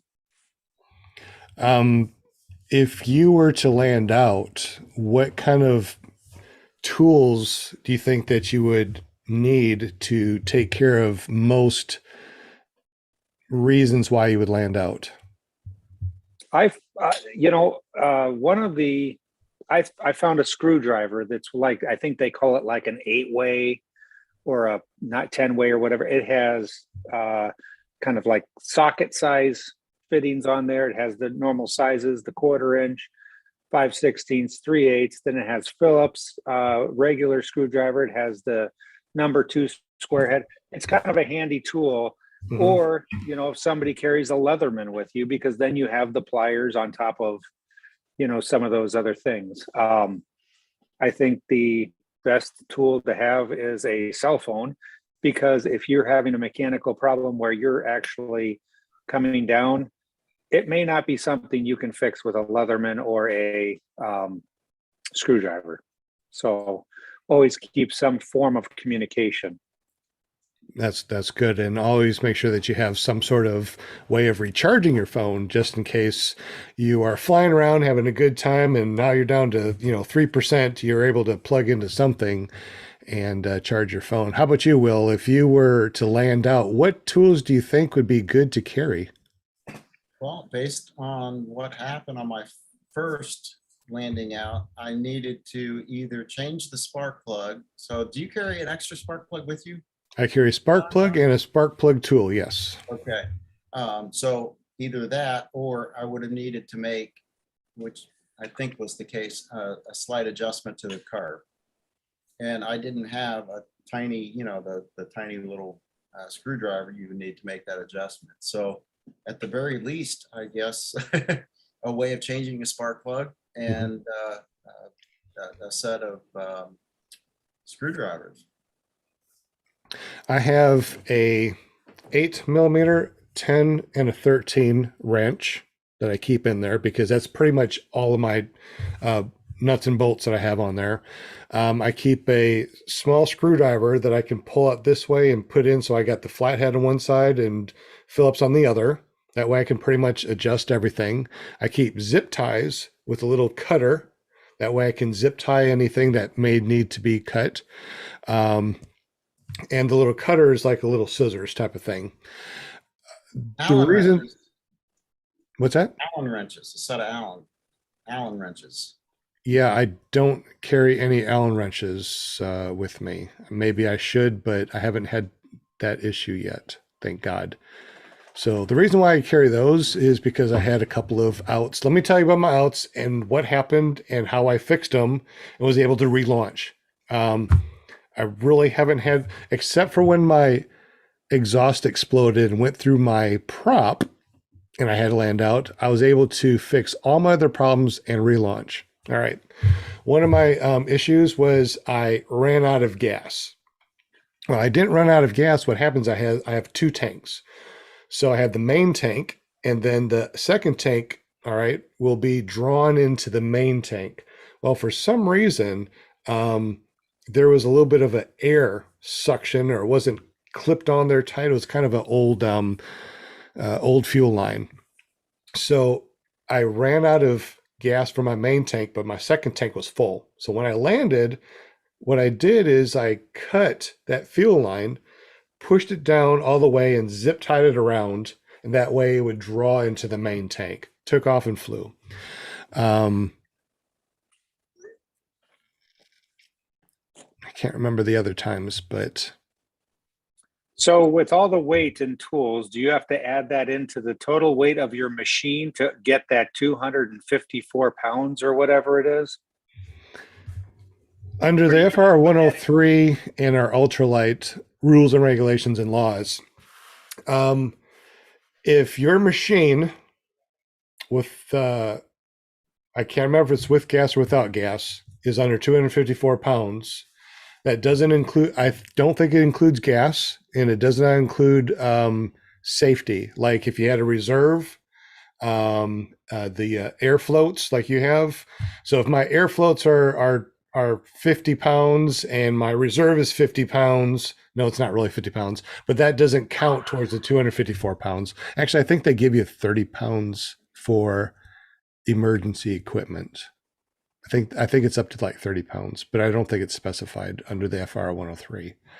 And the tools and stuff, I think that would be part of it, but can you imagine a 254 pound foot launch? I don't think a couple pounds of tools really makes any difference. When I launch with 5 gallons, which is 6 pounds per gallon. So it's 30 pounds extra that I launch with every time I launch.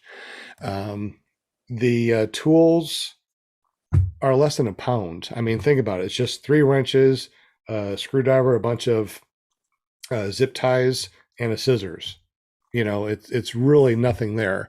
The bag is so light. I don't even think it really weighs much. I mean, think about it. It's like one of those really small wing bags. It doesn't weigh much at all. It takes a little bit of space because you got to wad it up. I mean, it takes space. But if I wanted to take off weight, I would go with 1 less gallon of gas. That's where I would lose most of my weight, is with the gallons of gas. I think it's important to have tools. I think it's important to have the safety equipment, like the air floats, especially if you're going to be flying over water, and a reserve. I mean, I personally like a reserve. I'd rather have it and not need it than to be going down for my last 30 seconds of life and going, God, why didn't I put that reserve on today? Well, Well, Hey, I looked it up. So it's weighs less than 254 pounds, empty weight, so no fuel, excluding floats and safety devices, which are intended for deployment in a potentially catastrophic situation. So in that situation, then the tools would count as part of the 254 pounds. But the floats would not, as a deployment, yeah, and the reserve would not. Right. That kind of how you understand it? that sounds right. Yes. I read it. If you ever, I mean, if you're so close to 254 pounds that you're worried about going over, you're probably on a trike. So I don't think that we really have to worry too much about foot launch. And the power between the Atom 80 that you had before and the 185, the Moser 185 that you have, and you weigh about what, 175? You said, Will? No, 150. You weigh 150. You weigh 150. Have a 185 Moser 185 on you. At what weight do you think that Moser 185 would not be able to lift you up off the ground? I don't have any idea, but I'd hope I'll never ever approach that in my lifetime. Right. So I mean, even if you had 5 pounds of gas, you had a reserve and you had a toolbox, you could still run and get off the ground probably pretty easy. Yeah, absolutely. And how much fuel do you usually use when you're going? Do you top off your tanks? I top off my tanks all the time because I want to eventually do an Icarus race. So when I fly, I try to max out the most weight I can every single time so I can get the skill that I'll need to get whenever they do the Icarus race after this COVID thing's over. Right. Well, that was one of my concerns, that I wasn't going to, because I knew I was going to burn more fuel than the Atom 80, and I still have that. Has not happened yet, but it probably will. But I was concerned that my flights, I would need to carry a lot more fuel in the Moster so that because my flights are about an hour and a half long in the summer. So I thought that was going to be an issue, but it wasn't. So I always put in 8 liters of fuel. Which is about 2 gallons of gas-ish, right? Yeah. So, and yeah, that hasn't affected I'm confident that if I topped that tank up, topped it off, that I would have no problem. Okay. I was going to say, with the tool issue and the fuel issue, I think that really depends on what your flying style. So Sean, I know you fly. I mean, you go up and you don't come down until you're sucking fumes for hours. And when we fly, we'll fly for half hour to an hour and a half at the most. And, we're coming down, but we're going from basically our airport. We'll tool around there for a little bit, and then we'll go over to another pretty familiar place. So, our flying styles are a little different. And yeah, we don't top off our fuel. I topped off my fuel tank once and realized that I only used like 4 liters of fuel, and I didn't have to fill it up for the next 3 flights. Right. Well, I go up. I have 5 gallons with my flying style will last a little over 2.5 hours. However, I make my flight a 2 hour flight. So I always have an extra half an hour of oops gas to get me back in case there's a headwind change. I land out because, or I XC myself, it's like, oh, look at that. That's really cool. I want to go there. So I land there and then I decide, oh shoot, I got to get back. And it's taking me a little bit longer because there's a headwind. So I always have an extra half an hour of oop gas because I don't want to run out of gas and land short of my LZ. So I do a lot of cross countries. I think my average flights are over 50 miles ground trekking when I fly. So I like to fly a lot, like to fly far and check things out. Yeah, me too. I mean, sometimes I like to, most of my flying is just wandering around. But every once in a while, it feels good to like have a mission, like to go to a specific lake or specific field or, so I just like to tool around for the most part. Do you do touch and goes? Oh, yes, good. Let's talk about touch and goes. We got about 15 minutes left, and I'm glad that you said something about touch and goes. Before that, I would like to say that when I start my flying mission on my XCs, I always look at the wind direction and I always fly into the wind. So depending on which way the wind's coming is depending on which way I'm heading out first. And I'm always going into the wind. That way on the way back, my ground speed is like 70 miles an hour and it's so fun. But yeah, touch and goes. What is considered a touch and go? What is considered a flight? If you take off and fly and come in for a landing, obviously that's one flight. But if you go up, come in and do a touch and then keep on going and go, was that a flight? And did it stop? And is this a second flight? What is a touch and go? And how long do you have to be on the ground for that touch to be considered a landing before you go up around again? So that is what we're going to be talking about right now. Touch and go. What is a flight? When does it end? When does it start? Will, what is to you, what is a flight? Is a flight when you start and then you land? Is a touch and go start as a flight? Is that a landing? Well, are you asking the old Will or the new Will? Let's just ask you now. Since you are the new Will. Okay, well, remember, I came from a flying background, okay? Right. And a touch and go from an instructor's point of view is counted as a separate flight. And so that's where I was coming from. And I know that in the past we had discussed this, and right. I think your stance, Sean, is that a touch and go is not a separate flight. It's part of the same flight. And I had given that a lot of thought, not intentionally, but some things just kind of enter the back of your head and all of a sudden you formulated a completely opposite view of it. There is an important distinction to make. When you're flying an airplane and you're doing a touch and go, the wing is no longer capable of supporting its weight. It is no longer creating lift. Right. When you're doing a touch and go on a paramotor, that wing is still flying. It has not stopped flying. If it has, well, you're not going to be doing a touch and go. Right. So it doesn't mean that the touch and go is meaningless. And I'm not saying that. The touch and go serves a good purpose. You're getting practice with the flare and practice landing and all, but it is not a separate flight. It is a touch and go. So I went back through my personal log and I log every single flight that I've ever made. Not that we have to or that it's a requirement, but who knows, maybe someday it might be and they might want some records. I don't know. But 8%, less than 8% of my landings are touch and goes. Mostly they're full landings. So by that, I mean that the wing was on the ground when I started and the wing hit the ground when I finished. That's a flight.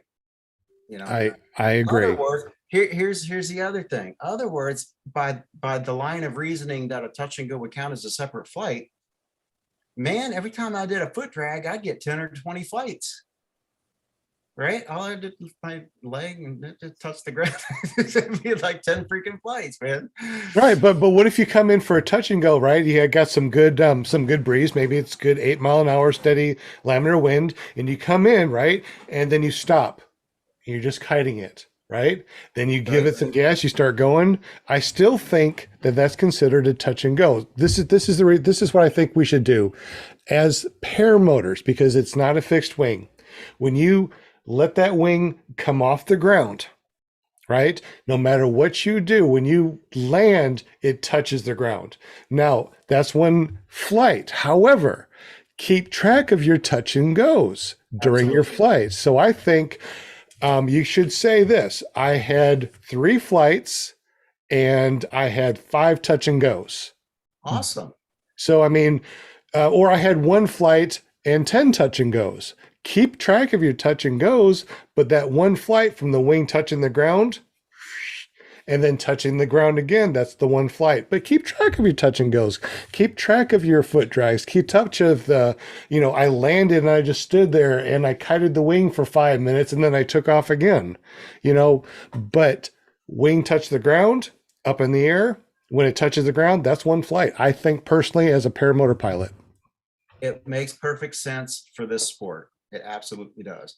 When something's going to go wrong on a launch, it's probably going to go wrong right as that wing starts coming up. I mean, that's the experience that I would consider part of a complete flight, So, and I agree with you wholeheartedly. Touch and goes are not meaningless. They're valuable. It's very valuable. And Keep it's a track way of of them. getting some good experience quickly without having to go through the whole setup process. And so, yeah. Absolutely. Exactly. Well, how about this? One of the things I was doing before my incident with my Roadster 3 is I would come in, right, land like this, right, let the wing fall back, and then I would run forward, inflate it, and go again while the motor was still on.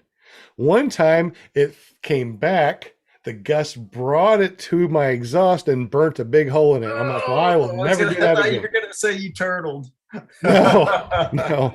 I have turtled in the past, but no, that wasn't the time. So I don't let it fall back and then relaunch again like that. That was an expensive touch and go or land and go. I don't know what to call it.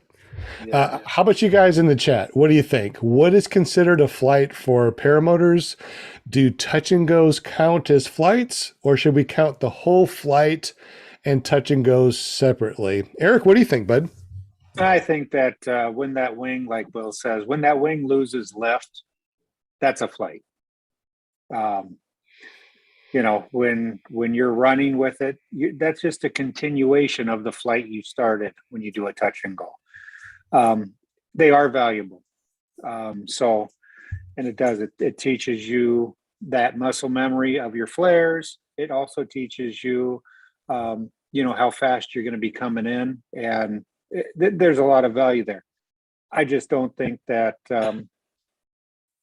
it should count when you do a touch and go as 2 flights. It was funny, Sean in the chat said he has millions. Well, yeah, I mean, if we're going to count them, we all have a lot of flights. But I think when that wing loses its lift and can't fly anymore, then that's a flight. Yeah, and it's not a competition. I mean, no, it's about having fun. Remember, I mean, there's always going to be someone who's got more flights than I do. I mean, I don't care. That's great.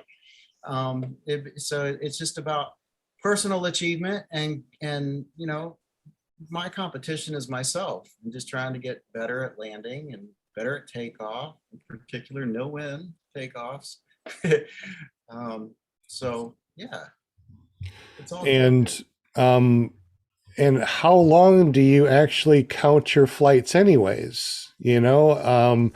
I stopped counting flights, and then I started counting my 100-hour maintenance on my motors.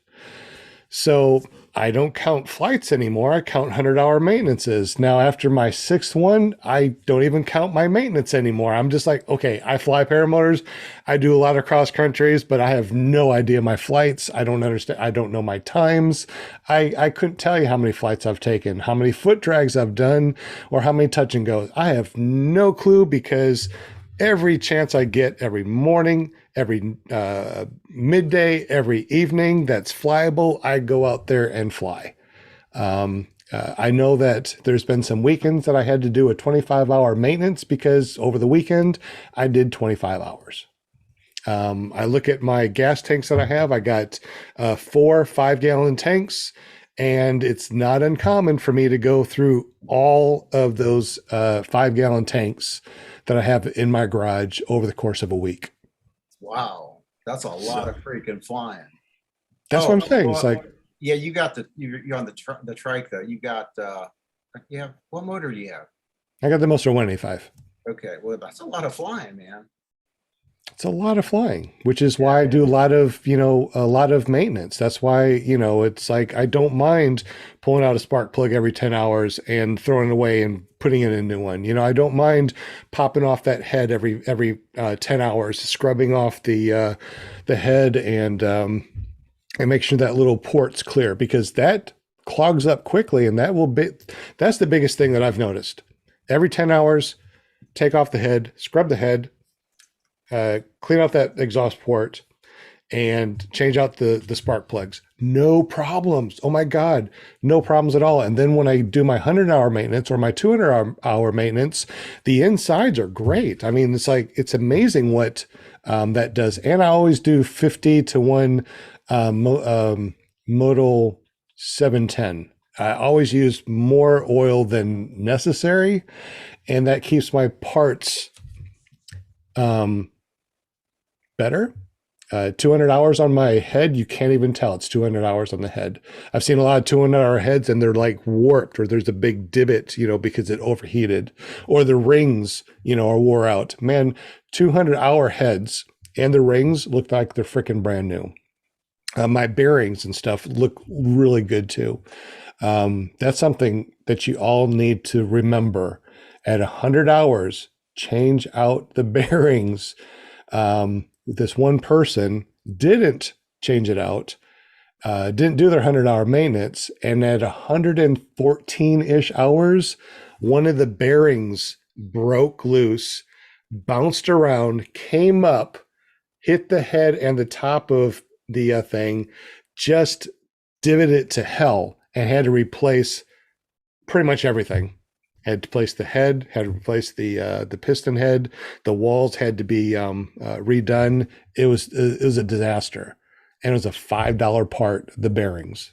Ooh, ouch. Yeah, our parts are so cheap, and to me it's just worth spending $500 a year to replace, to do a good 500-hour maintenance. And that's including your dog bones, your carabiners, and spark plugs throughout the year. I mean, it's not that expensive. Well, like you said, having GA, having a real airplane, you're spending a lot of money with a real airplane. Yeah. And thanks to the sport, I learned how to pronounce the word carabiner. I always called it a carabiner. That's great. Well, Carabiner. Well, that's funny. I mean, it depends on where you're from too, because we say aluminum, and over in Europe they say aluminium. They Aluminum. do? Yeah. Aluminium. Yep. Aluminium. Aluminum. Hey, Walter. Aluminum. Aluminium. What's up, Walter? You say aluminium down under? Yeah, but I'm a bit yankatized, so I say aluminum as well, and people look at you funny. But yeah, aluminium. Yep, aluminium. Can I just have a little poke on what you were saying about touch and goes and what you consider flights? For starters, Absolutely, bud. Yeah, thanks, Sean. Shane. No, I'm Sean, not Shane. Good try. Just call me Grandpa. You'll never get me messed up. My name is Sean Symons, PPG Grandpa. You don't. Yeah. I go by Shane if you want to. That's no problem. But call me Grandpa. You'll never mess up my name again. And they all come together at me, and yeah, love yous all anyway. But guys, getting back to touch and goes and flights, really with an aircraft, when you start your engine, that's your flight, because you're in control of an aircraft that the engine has started. You are in control from that moment. So whether you got your motor on your back and it's running, whether you got the kite up, that's your flight. Now, to me, it's not until you sit down and shut your motor off, land, whatever, blah, blah, blah. Touch and goes, they're all landings, because in a normal aircraft, you'd do a circuit. So doing a circuit, that's the whole procedure, and doing it right, you know, take off 500 feet, bank left, turn, climb to 1,000 feet and downwind, reduce your power, do your calls, all of that. And then you set up for landing from when you turn to base. And so you're in control, and a touch and go is simply just a landing. It's a procedure for you to know what you're doing in the circuit, climb out again, back to 1,000 feet. You know, I've done 11 or 12 in 1 hour, touch and goes, and it could be different. You can have a touch and go in the glide. So you're at 1,000 feet, you shut off your motor and you glide into the runway. So with a powered parachute, especially for me with wheels, I do count all of my landings as I do with any aircraft, because and touch and goes is considered a landing. So in normal practice, your landing gear, it is the most important part when you come into the runway. Now, in a PPG, you've got your legs, so you don't really have to count, apart from how many times you might injure yourself. You don't have to count your landings. But on a PPC or a trike, it would be good to keep your landings, because, you know, you've got suspension. Mine's a bit more sophisticated. I've got like a mountain bike type front end with suspension and disc brake. So I monitor my landings, and as we know, we have good ones and we have bad ones. And sometimes when we have a bad one, we've got to stop and, you know, inspect, maintain the machine and make sure that everything's still in one piece. Now you fly a PPC, which is a powered parachute, a PPC, and Eric, you fly a trike PPG. Mark H, PPG trike jockey in the chat said, how about on a trike? What about a touch and taxi for several hundred feet to 100 yards before taking off again? A flight school counted this as a flight because it took more skill training, I guess. So as a PPC, you think that once your wheels land, even if you trike, even if you taxi, that's still considered one flight? Is that correct?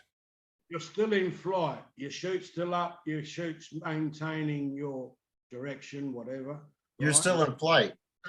It's the same with an aircraft. An aircraft, when the wheels touch on the ground, you are still considered flying, because your control services will move you either way. You know, your ailerons, your rudder, your elevator will affect you even on the ground. So it's considered you're still in flight. So that moment you're on the ground, and then instantly you repower, you might pull your flaps up, whatever you need, blah, blah, blah, and go again. So you're always in control. The man is in control. The pilot is in control as soon as the engine starts. So with your PPC, you have to have a pilot's license, and you actually have a N number, right? So do you have to, as a pilot, keep track of your actual flights? Yes, I Okay.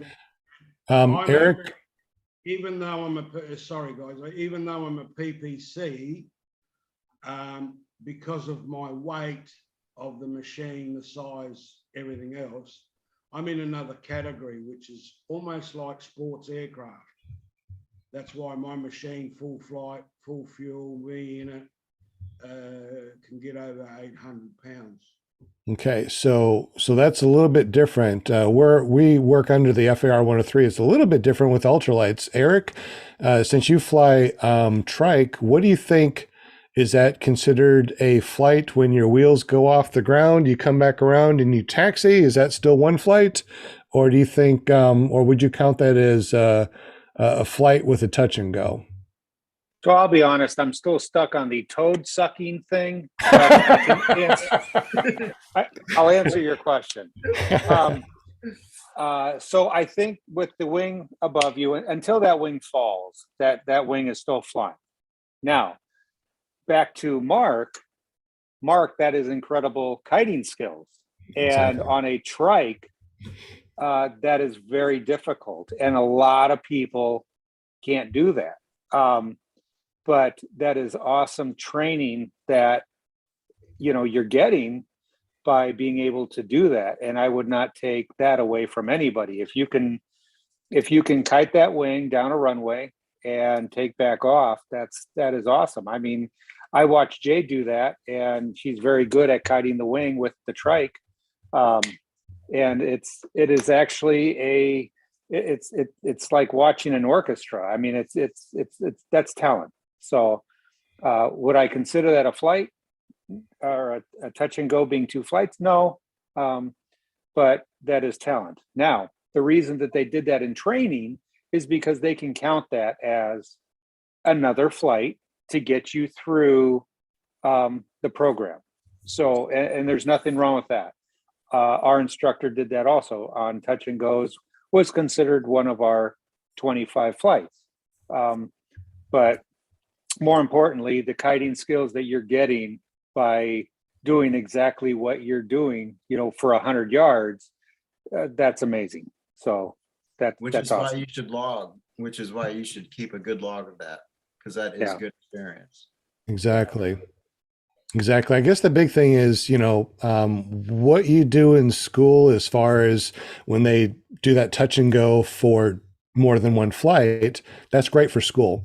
But I think once you leave school, maybe you should count each flight, and then a side note, 3 or 4, whatever touch and goes, or a 100-foot taxi, or whatever you're doing during that one flight. I think that's a little bit more accurate on what we're talking about as far as flying trike or foot launching. Because like I said, I could come in, right? Motor still on, let that wing fall behind me, and then go forward, inflate it, and take off again with my motor still on, right?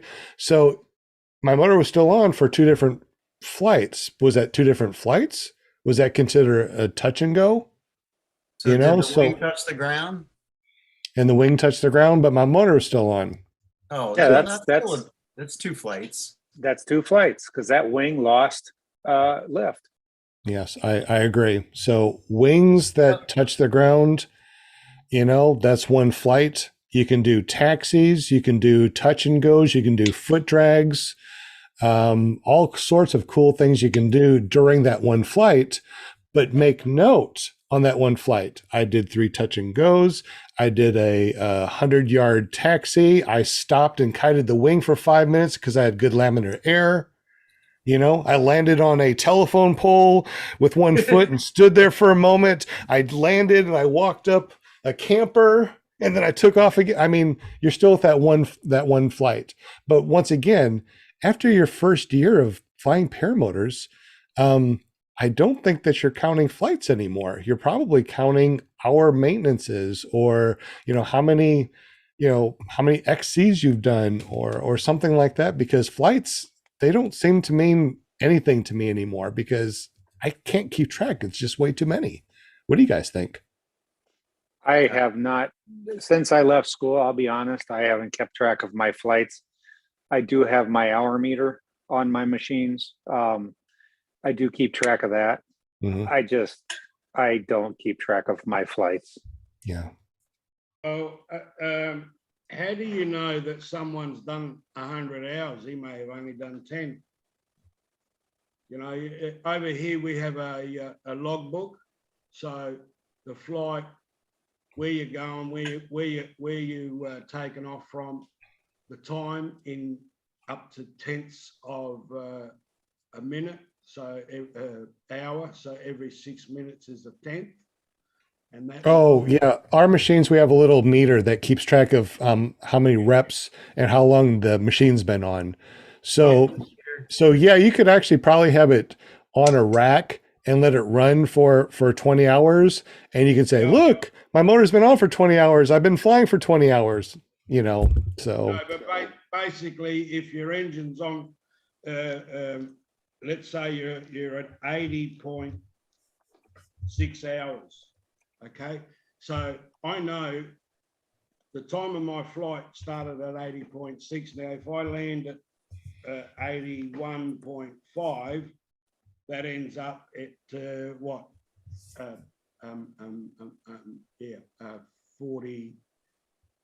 50 minutes, whatever it works out to, you know. So your log is there straight away.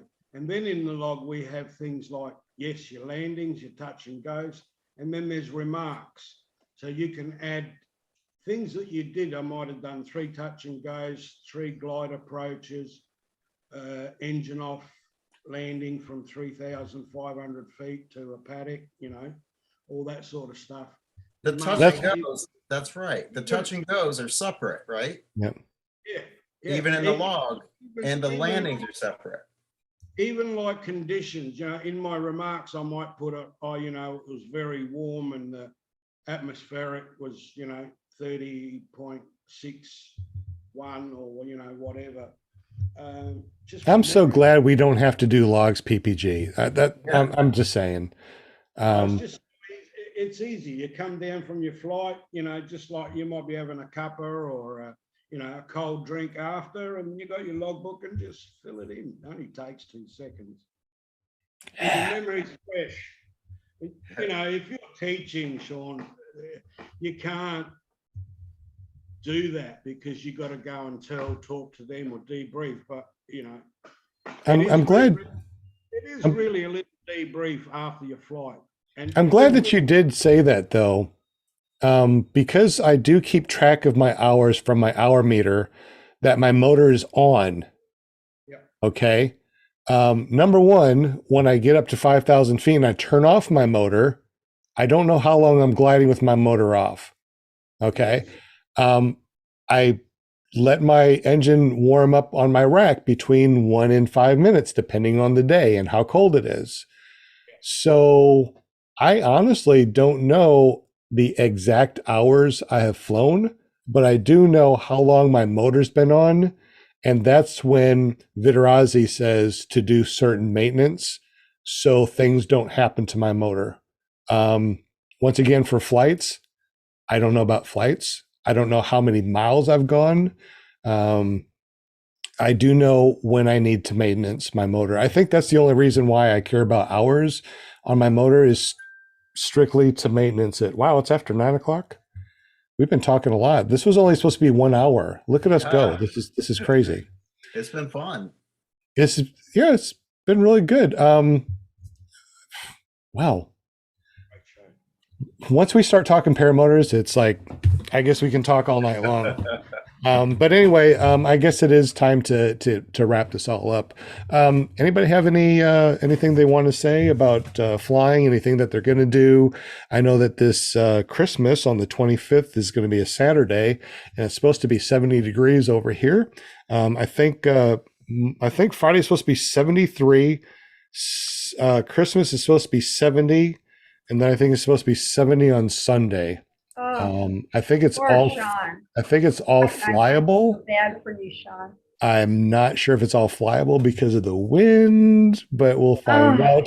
So I guess real quick, if you're still in the super chat, what are your, what's Christmas going to be like for you? Is it going to be flyable? Is it going to be, what's the temperature going to be like? How about you guys in the panel here? What's your temperature supposed to be like? What's the weather supposed to be like? Will it be flyable for Christmas?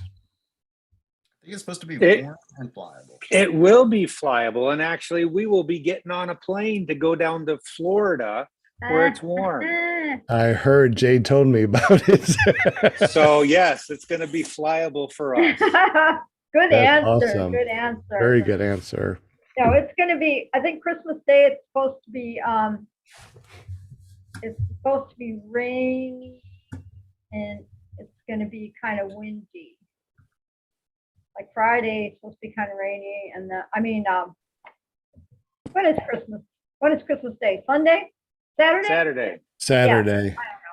Anyway, yeah. So they said it's supposed to be kind of windy and rainy on Christmas Day. So. Mark H. PPG Trike Jockey said, "Thanks, Sean. Just rub it in." So I guess you're not, Mark. I guess you're not going to fly. Let's see. What else does it say in the super chat? Flying here Christmas Day, says Bill H. It will be like a 5-minute flight, says Nick Griffith. Nick Griffith, you want a shirt? Text me and let me know your address so I can send you out a shirt for you. How do you do a 5-minute flight? That's pretty. You know, it Nick, takes. it's gonna be Up in nice the and air, warm go that down. day. Come That's on, it. bud. You can fly. More than Well, I mean, 5 I guess it's to say that you flew on Christmas, I suppose. Yeah. Daniel Roosh says it's snowing and cold here in Idaho. But is he gonna fly? I know. It's like, but are you going to fly? It snowed here today. It's okay though. I love it. Bill H said 77 here and sunny. Oh, talking about rubbing it in, Bill H. Jeez. Oh my God, get the suntan lotion out there. I Bill H? know. Bill H, where do you live and why is it 77 degrees there on Sunday? Anybody else? Yeah, I think Bill's down in Texas. Yeehaw! It's always so windy in Texas. Always. I want to go down in Texas and fly with peeps, but Do it. it's always so windy. It's like almost not flyable. Josh Perry is going to drag me down south here a couple weeks. I'm gonna fly my butt off in some warm freaking air, says Hot Buttered Productions. Oh Lord. Looks like for us, Friday afternoon is going to be flyable, and Thursday afternoon will be flyable. So we might take a few laps around the neighborhood.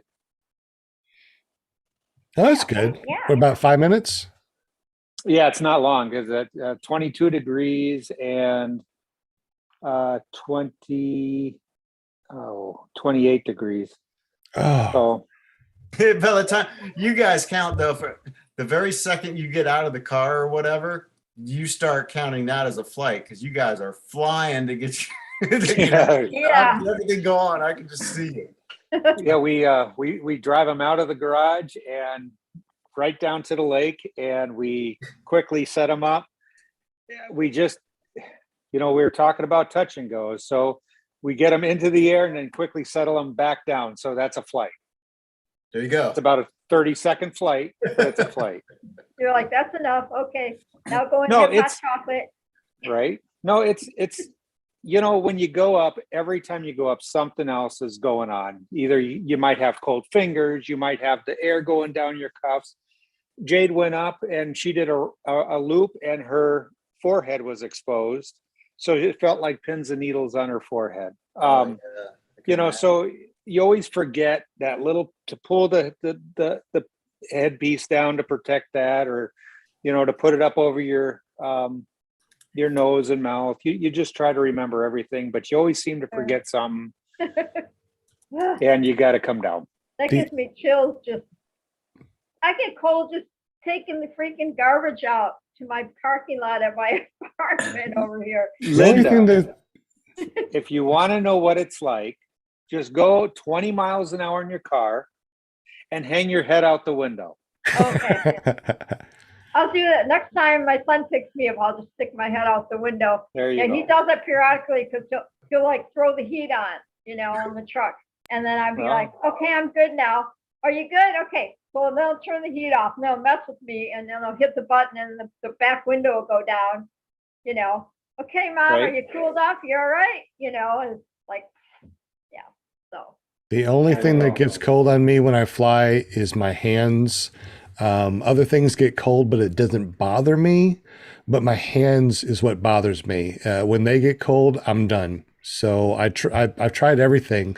I got some of that tent spray. Have you ever seen that tent spray that makes it waterproof? So I got Yeah. some of that, and I sprayed it on my gloves, hoping that that would take care of the wind, that silicone spray. And I haven't tried it yet, but I did spray down my gloves, and I can't wait to go up and see if that actually helped or not. Ooh, let us know. Very nice. Yeah, let us know. Yeah. Because if that does, that's $3 of spray that you can get at I'm Walmart. spraying every layer I got. Right. Yeah, Oh my yeah. God. I mean, spray your trousers, your shirt, your jacket, all that stuff, and that's and if that keeps it from getting cold, that might be something. Hey, anybody out there in the super chat? And by the way, thank you very much. We had 20 people watching and 21 thumbs up. So thank you very much for the thumbs up. I really appreciate that. Thank you guys for the donations in the super chat. Absolutely. Nick Griffith and DP donated. Definitely appreciate that, guys. But what do you do when it gets cold up there? Do you have any tips or tricks that you can let us know real quick before we head on out of here to keep your hands, your body warm? Like I said, I got gloves that are battery heated, and I sprayed some of that tent spray on to make it waterproof, but I haven't gone up and flown yet to see if it actually worked or not. Any tips or tricks? Anybody out there? Heated gloves. Heated gloves. That's a tip. Yeah, we use what do we use? We use the ones made from Canada, and they also have heated soles that you can put in your shoes or boots, and they also Ooh. make a heated vest. Wow. They make heated like a kidney belt, a heated one for. So they have quite a few. What is a heated kidney belt? It's like just a belt, I guess. You know what I'm thinking is it's more for people that maybe snowmobile. Mm-hmm. And I think that's where you would use it. But I use motion heat Okay. gloves, and they seem to make pretty decent products. We have the 12-volt version. I think I'm going to go and order some batteries with. I think they go up to 16 volt, but they also make an adapter that you can use it with a Milwaukee battery. So definitely heated gear, good boots, good insulated boots. I use a one-piece snowsuit that came from my father that worked on the oil fields up in Alaska. It was issued, and I still have it, and I still use that, and that keeps you warm. Mm-hmm. Woolen socks, Eric? I'm sorry, what? Woolen socks? Wool socks? Wool socks. Okay? Wool socks. Woolen socks? Woolen sheep, wool. Yeah, wool socks. Wool. Yes. Smart wool. I got the smart wool. Yep. And boots that are weatherproof, waterproof boots. My feet do not, and they're not heated socks either. They're just regular smart wool. Matter of fact, look up smart wool socks. They are the best socks I've ever had in my life. A little bit pricey, but oh my God. So they're not heated, but they keep my feet warm. Daniel Roos in the super chat said, rubber gloves under heated gloves. Does that work?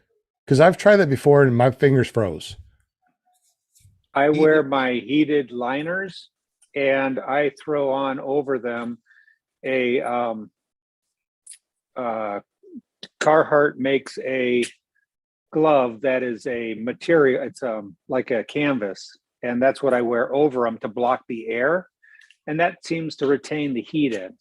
Mm-hmm. But then you have the dexterity thing. A lot of people don't like flying with gloves. Right. I have learned to fly with gloves. So, yes. And then you have to worry also about the sweaty hands too. I've heard with the plastic, the rubber gloves. That's, I think, why my hands got so cold is because they were damp. They weren't able to breathe.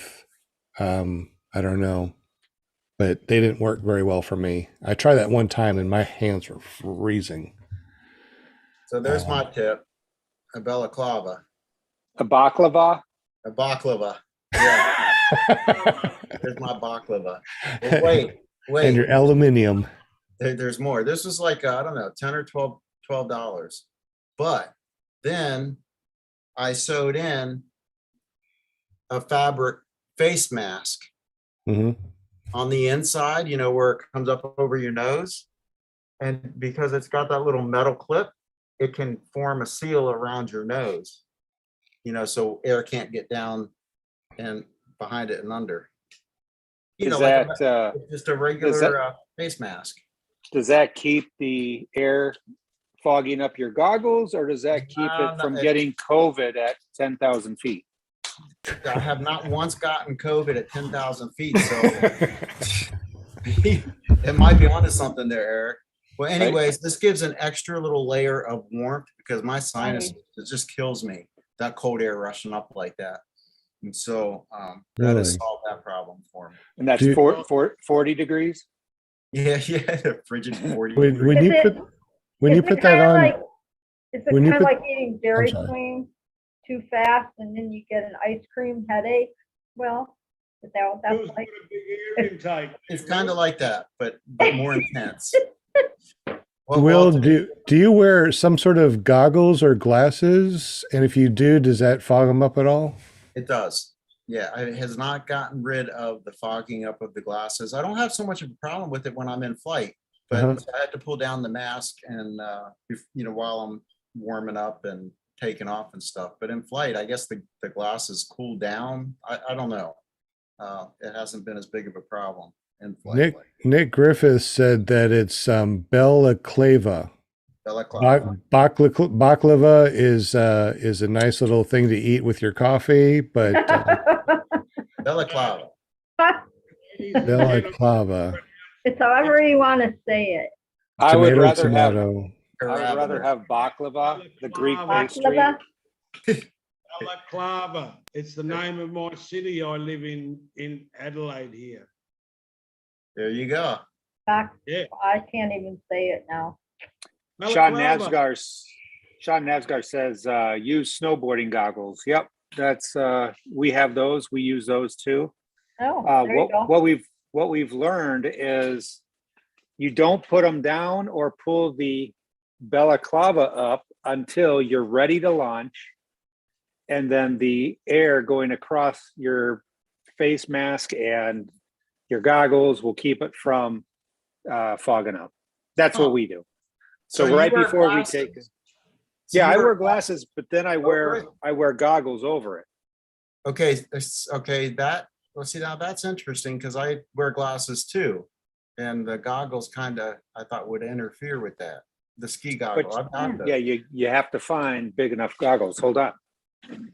Oh, I didn't think about that. Yeah, you wear your glasses when you're up there so you can see where you're flying, right? I have a ski mask. Glasses. See the watch. Ski goggles. I have ski goggles, but haven't used it yet.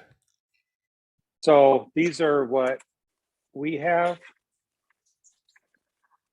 And they're big enough to where your glasses will fit actually inside. And you can change out your lenses for cloudy days or sunny days. And these are just ski goggles. Oh, guys, I just thought of something. You know that Apple is coming out, you know, they're going to stop making iPhones so they can do their Apple Glass, you know, and, you know, Google has the Google glasses, right? The Google Glass. Can you imagine flying with your Apple Glass or your Google Glass and seeing, I can't even imagine what could be on the display. I bet your altitude, speed, and all that stuff could be on your Apple Glass display. Yeah, that would be pretty cool. Where do you get those, Eric? Any sporting goods stores that sells ski gear. Look on Amazon. I found a pair for like $10 delivered. Yeah, the ones that you've already proven work for glasses. That's why I want the ones that Oh. you got. So I don't Yeah, have to these are made by Oakley, and Oh, that's a good brand. we got these at a ski hill. But if you go on Amazon, you'll find them. Write that down, Will. Eric's Oakley, not Oakley, Oakly. Ley. Okay. Yeah. There you go. Good on you, Ma. It's a good Have you brand. guys heard about the Tesla phones? The what? The Tesla phones. So Elon Musk, has put up those satellites, right? And they have high-speed internet access. He's making a phone that connects to the satellites, that delivers high-speed internet to your phone, and cell service from the satellites anywhere on Earth. You don't need to be around a tower. There's no dead spots. Huh. You can tether that to your computer or your home internet and have high-speed internet off your phone. If you haven't done so, I think investing in some Tesla stock, now that it went down under $900 and some per, it already went up to $1,200. So we know it's going to go back up. So something tells me when they have the Tesla phones, it's going to be a big thing. I think they're going to wipe the iPhones and Google phones and Amazon Androids off the market. Wow. What do you guys think? Real quick. Interesting. That would be cool. This is what Sean Nafsker was talking about. They've got those glasses that do what you're talking about. But they only last an hour and a half. So that's pretty cool. If I could find a picture or something of it, but You might be able to plug them into a battery source and keep them going while you're in the air. Yeah, absolutely. And having signal everywhere, there's going to be no more AT&T. There's going to be no more Verizon. It's just going to be Tesla. He's going to, I mean, Really? he's just going to destroy what's out there right now. heads up and hands free. Well, that's interesting. It's going to Yeah, be it an is. exciting next 20 years, isn't it? Yes. Yeah. Self-driving cars. Hell, self-driving paramotor. That's going to be the next thing, is self-driving paramotors. That won't be any fun though. No. Not at all. But I tell you what, with all the drone technology that's out there right now, it's only going to be a matter of time before we are going to need ADS-B in and out on our paramotor, at least out so people can see us. Right. And right now it costs $2,000 to get a battery operated one that we could put on ours. That's for UAVs. I don't have $2,000 to try it, but people have already done it. That would be cool. So it's only a matter of time, because we're going to be up there with Amazon drones, and I don't want to get zapped by Amazon drones. No, not at all. This was really interesting tonight. I learned a lot. On safe. Okay, so Yeah. then what's the square of pi? I don't know, all those numbers you were throwing out there earlier I about have no idea. about the class airspace. Yeah, you lost me there.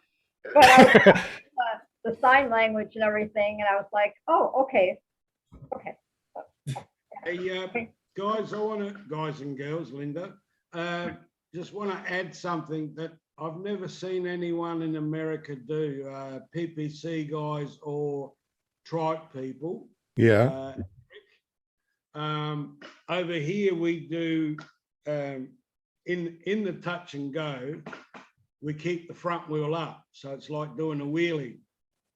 Right. And I've seen it done for 700 meters or more. One of the guys up there just touch and go, land with your back wheels and keep your front wheel up all the way and just kite all the way and then just power up and go again. I've never seen anyone doing it with a trike, Eric, in America. We will practice that. Jade's been practicing that lately. because it is kind of cool. Yeah, So especially with a tandem, it's quite easy, I think. The I longer- wouldn't know that, but I know that she's been practicing her low flight and doing the wheelies. I've done them, not for 700 meters or kilometers or we got a long runway, so you can do that. You know what I mean? So, right. yeah, but it is you're in flight, but just your back wheels are on the ground, the front wheels up, and you're kiting all the way down, which is it's a great feeling and spectacular wise to any onlookers on the side watching. Yeah, no, it is impressive to see. Yeah. It Oh is. shoot, I'm going to try that next. Yeah. Give it a go. Give it a go, guys. It is fun. And it does look good for spectators because they don't see that often. That sounds pretty neat. Hey, will fly, is that true? Is it really 6.9? Blah, blah, blah. I'm just messing with them. Okay. If you guys are listening to this podcast, you really need to run over to ClearPropTV.com or iFlyParamotors.com and actually watch the chat. The live chat is absolutely hilarious. It's fun to watch.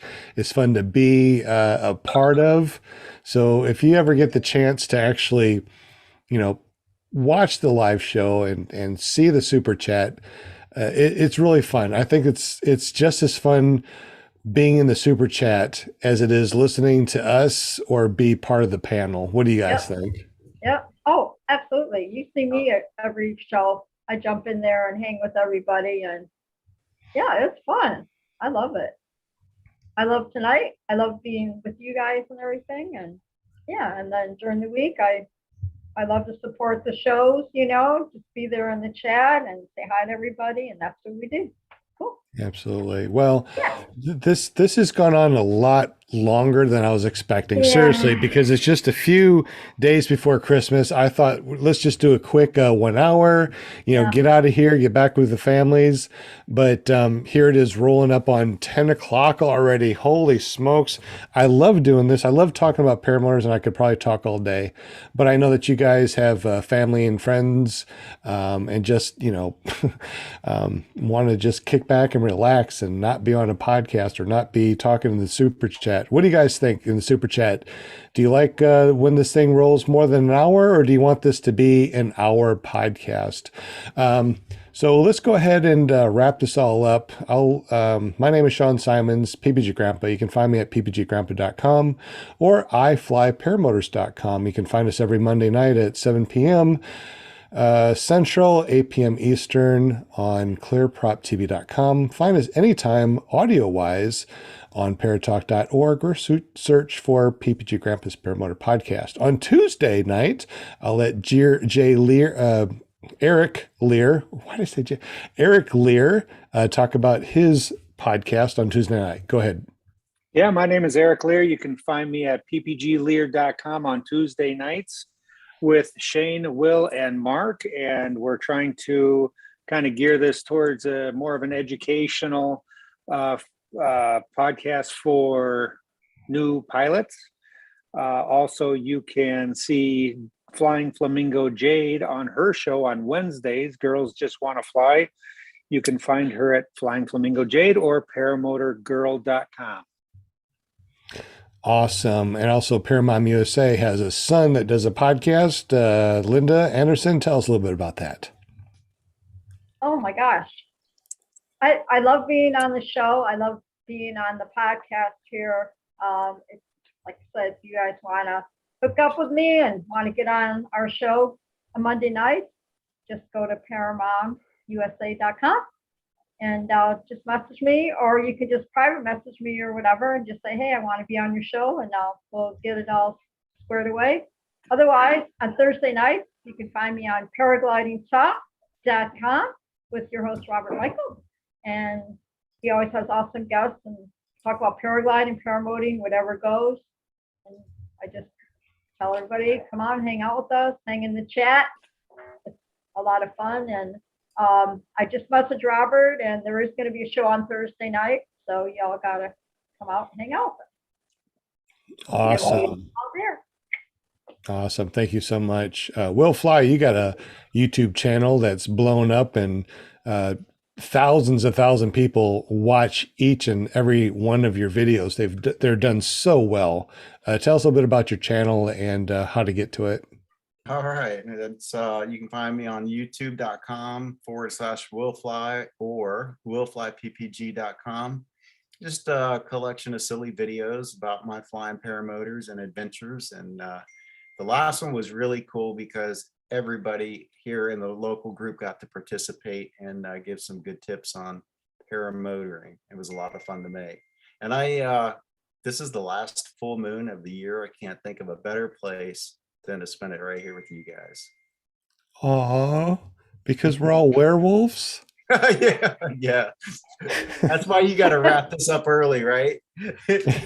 Exactly. I'm gonna put in the super chat a link to all of the paramotor podcasts that are going on right now. It's over at PPG Zone. If you don't know, on Sunday nights, Josh Perry has a podcast called Mystery Science Paramotor. Really funny. You got to check it out. And it shows all the different ones, including Paragliding Talk, the Paramotor podcast with Anthony Villa, and there's more also too. So check it all out. And if you haven't gone to ppgzone.com, make sure you sign up for a free a free, what am I trying to say? A free Car. thing. and free car. Yeah, the free car, free paramotor. It's really cool. ppgzone.com. Hey, if you want to, what's that? It is a very cool website. It is a good website. It really is. Have you guys seen the Mystery Science Paramotor on Sunday nights at 7? Is that Yes, what Josh- last night. What's it called again, Sean? Mystery Science Paramotor. If you go to PPG Zone, it's on there, and it'll lead you right to the YouTube channel. Yeah, I put a link in the chat also. Matter of fact, let me go ahead and show you real quick. So here it is over at ppgzone.com/paramotor-podcasts. The first one that pops up is Sunday nights. And here's the link to go to it. And then, of course, ClearPropTV on Monday. You have on Tuesday night, you got your Tuesday night hangouts. On Wednesday, you got Girls Just Want to Fly. Paragliding Talk on Thursdays. The Paramotor Podcast with Anthony Vella. Unfortunately, he doesn't continue his podcast all the time, but he makes some really good videos. And Airy in the Air. That's And cool. that's all of it. Oh, so since we're here real quick, let me show you the members map. So when you go to the members map, now there's an actual map of the United States, all the different paramotor pilots. You can zoom in wherever you are, and you can see all the pilots that have listed themselves here. And there I am in Conway. Yay. Oh, So look if at you need you. any kind of paramotor or wing, you know exactly who to target. Exactly. So there's PPG Tommy down in Little Rock, Oh, yeah. Michael and Cersei, got Fort Smith.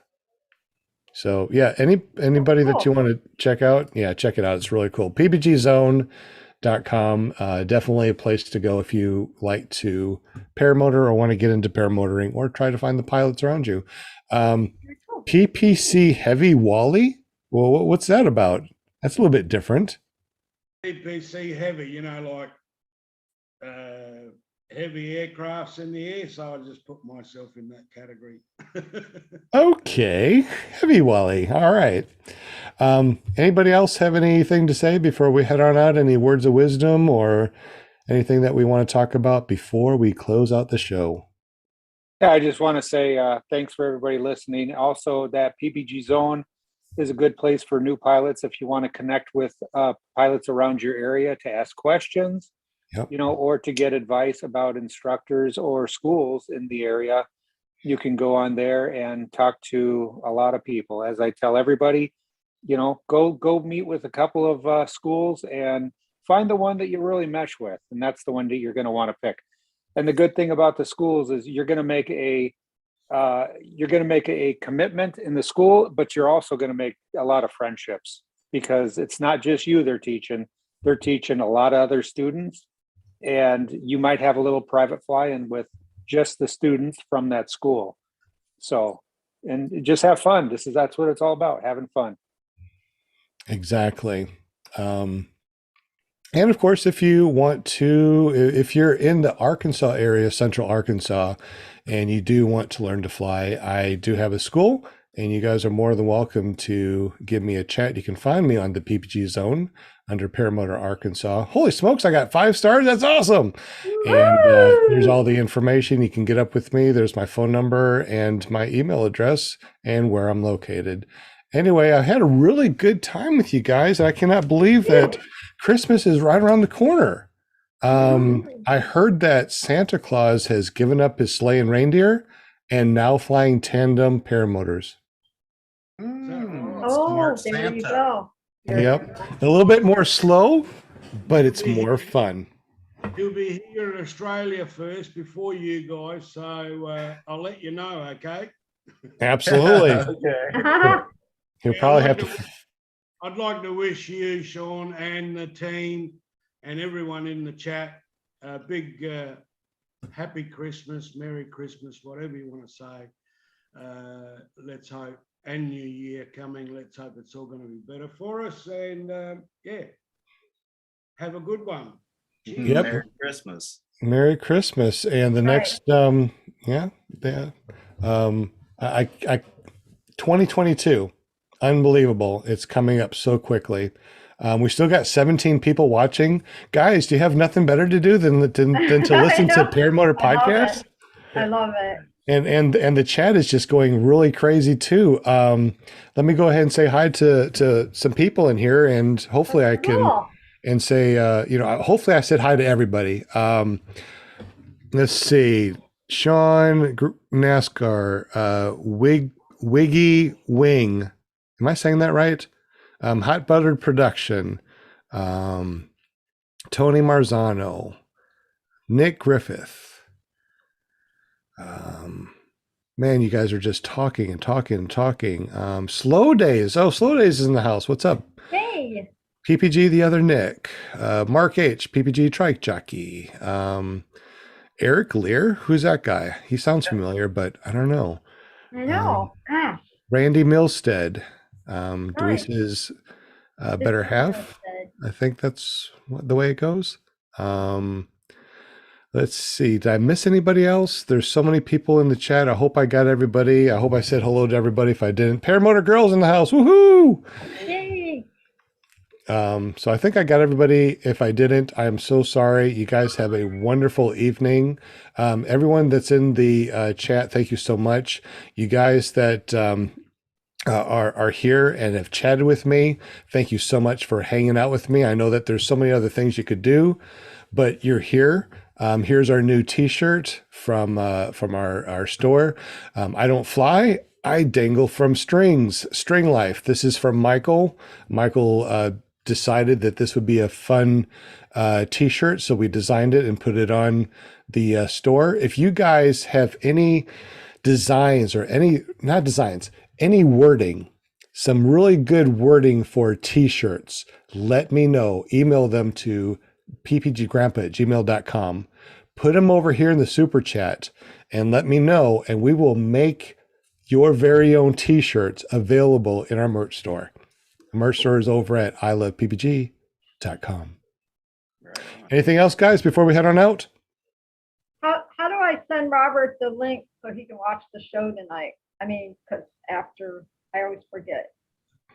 Our link, what you can do is you can go to iflyparamotors.com. Okay. And then look for the last live stream. That'd be the Okay. easiest way to do it. Okay. All right. He was just that, because I told him I was on here tonight. He said, send me the link. Yeah, iflyparamotors.com. When you go there, you can find the link. Matter of fact, if you want to, iflyparamotors.com. It forwards to my YouTube channel, which is really cool. And then I Okay. go to the live stream. I click the live stream, which is episode 101, and I'll copy that, and I can put that in our super chat. Oh, I can just copy and paste it to you in Zoom. Anything Okay. else? Anything else, guys, before we head on out? Any words of wisdoms or anything that you guys want to say? I mean, Merry Christmas, Happy Holidays. Yeah. All the different holidays that are out there that I may not say. What is there? Christmas, Kwanzaa, Hanukkah. What other? Cinco de Mayo. Why not? Buon Natale. Whatever holidays are out there that you have to drink more. Those are always good ones. Happy everything and Happy New Year. Happy holiday. Now you know why they say happy holidays. Happy holidays, because so many people celebrate different things. You know, why exclude people that don't just celebrate Christmas? I think it should be everybody. Which reminds me, I was on Our Christmas on Reddit, and I said something about, well, how about happy holidays for other people? And they permanently banned me. What? Yeah, I put it on my Facebook. They permanently banned me because I asked something about other holidays. Oh, well, I guess you don't ask about other holidays when you're on Our Christmas. Anyways, guys. They didn't ban you from Reddit, just that group. Just that group. I'm permanently banned. I got you. I put it on my Facebook. You can find me on Facebook at facebook.com/Sean Fitness, SHAWNFITNESS. That's before when I was like working out and not a fat grandpa. On fitness. Yeah, not a fat grandpa. All right, guys. Anything else? Fly safe, That's it. stay humble, and have fun. Absolutely. Yeah, we'll see you next week. Absolutely. See you tomorrow. Yeah. Hey, who's that blurry girl in the background? There she is. There she is. There she gone. There she is. There she. It's Okay. America. Oh, you two are so cute. They I love are. you both. I love you both. I love you all. They're talking about you. Uh-oh, I'm not. Oh, She's saying she can't hear. oh. All right. We'll see y'all later. Thank you so much. Have a great evening, and we'll see you tomorrow later. at Thanks, ppglear.com. Love y'all. Woo! Night. Bye. You guys are awesome. Bye, guys. Good night, guys. I got to turn off the live stream. Where's the live stream? Turn it off. Where'd it go? Press the red button. I know it's the red button over here, and my internet is so slow. I got to stop the thing, but it's not going. So we're still live on the live stream. Come on. This thing takes forever. It's like, stop. I need better internet. This thing's still doing its thing like this. Well, you better hook up to Elon. I know, and I can't wait to do that. I will do that. As soon as they get the Elon Musk phone, I'm getting it. So in other words, the internet will be what he's got is another internet then. He's got the internet. Yeah. And I want the internet. I mean, Yeah. the high-speed internet that's on my phone that I can go anywhere, hotspots everywhere, and there's no dead spots. Yeah, I want that phone. I love my Apple iPhone, but I tell you what, as soon as Elon Musk does that, Yeah. no more iPhone. Doesn't matter. You can land anywhere and you'll be able to, yeah, I want that phone. I too. know. Can you imagine? Yeah. I knew he was putting up this system, but I thought it was going to work with the internet. So everyone's got it. But I no, think it's the internet. I think what's going to happen is that Verizon, T-Mobile, all those different things that are out there right now, right? They're going to go bye-bye. I think that I'm pulling all my stock out of all those things because Elon Musk is going to take over the world. It's like when Bell, had to be broken up because they're a monopoly. I think that Musk is going to be the monopoly with Tesla, and then he's going to have to be broken up.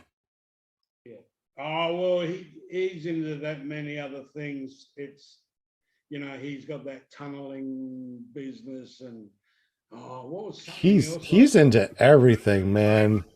I want a Tesla car. I want his phone, and I want that high speed internet, and I want to surf on one of his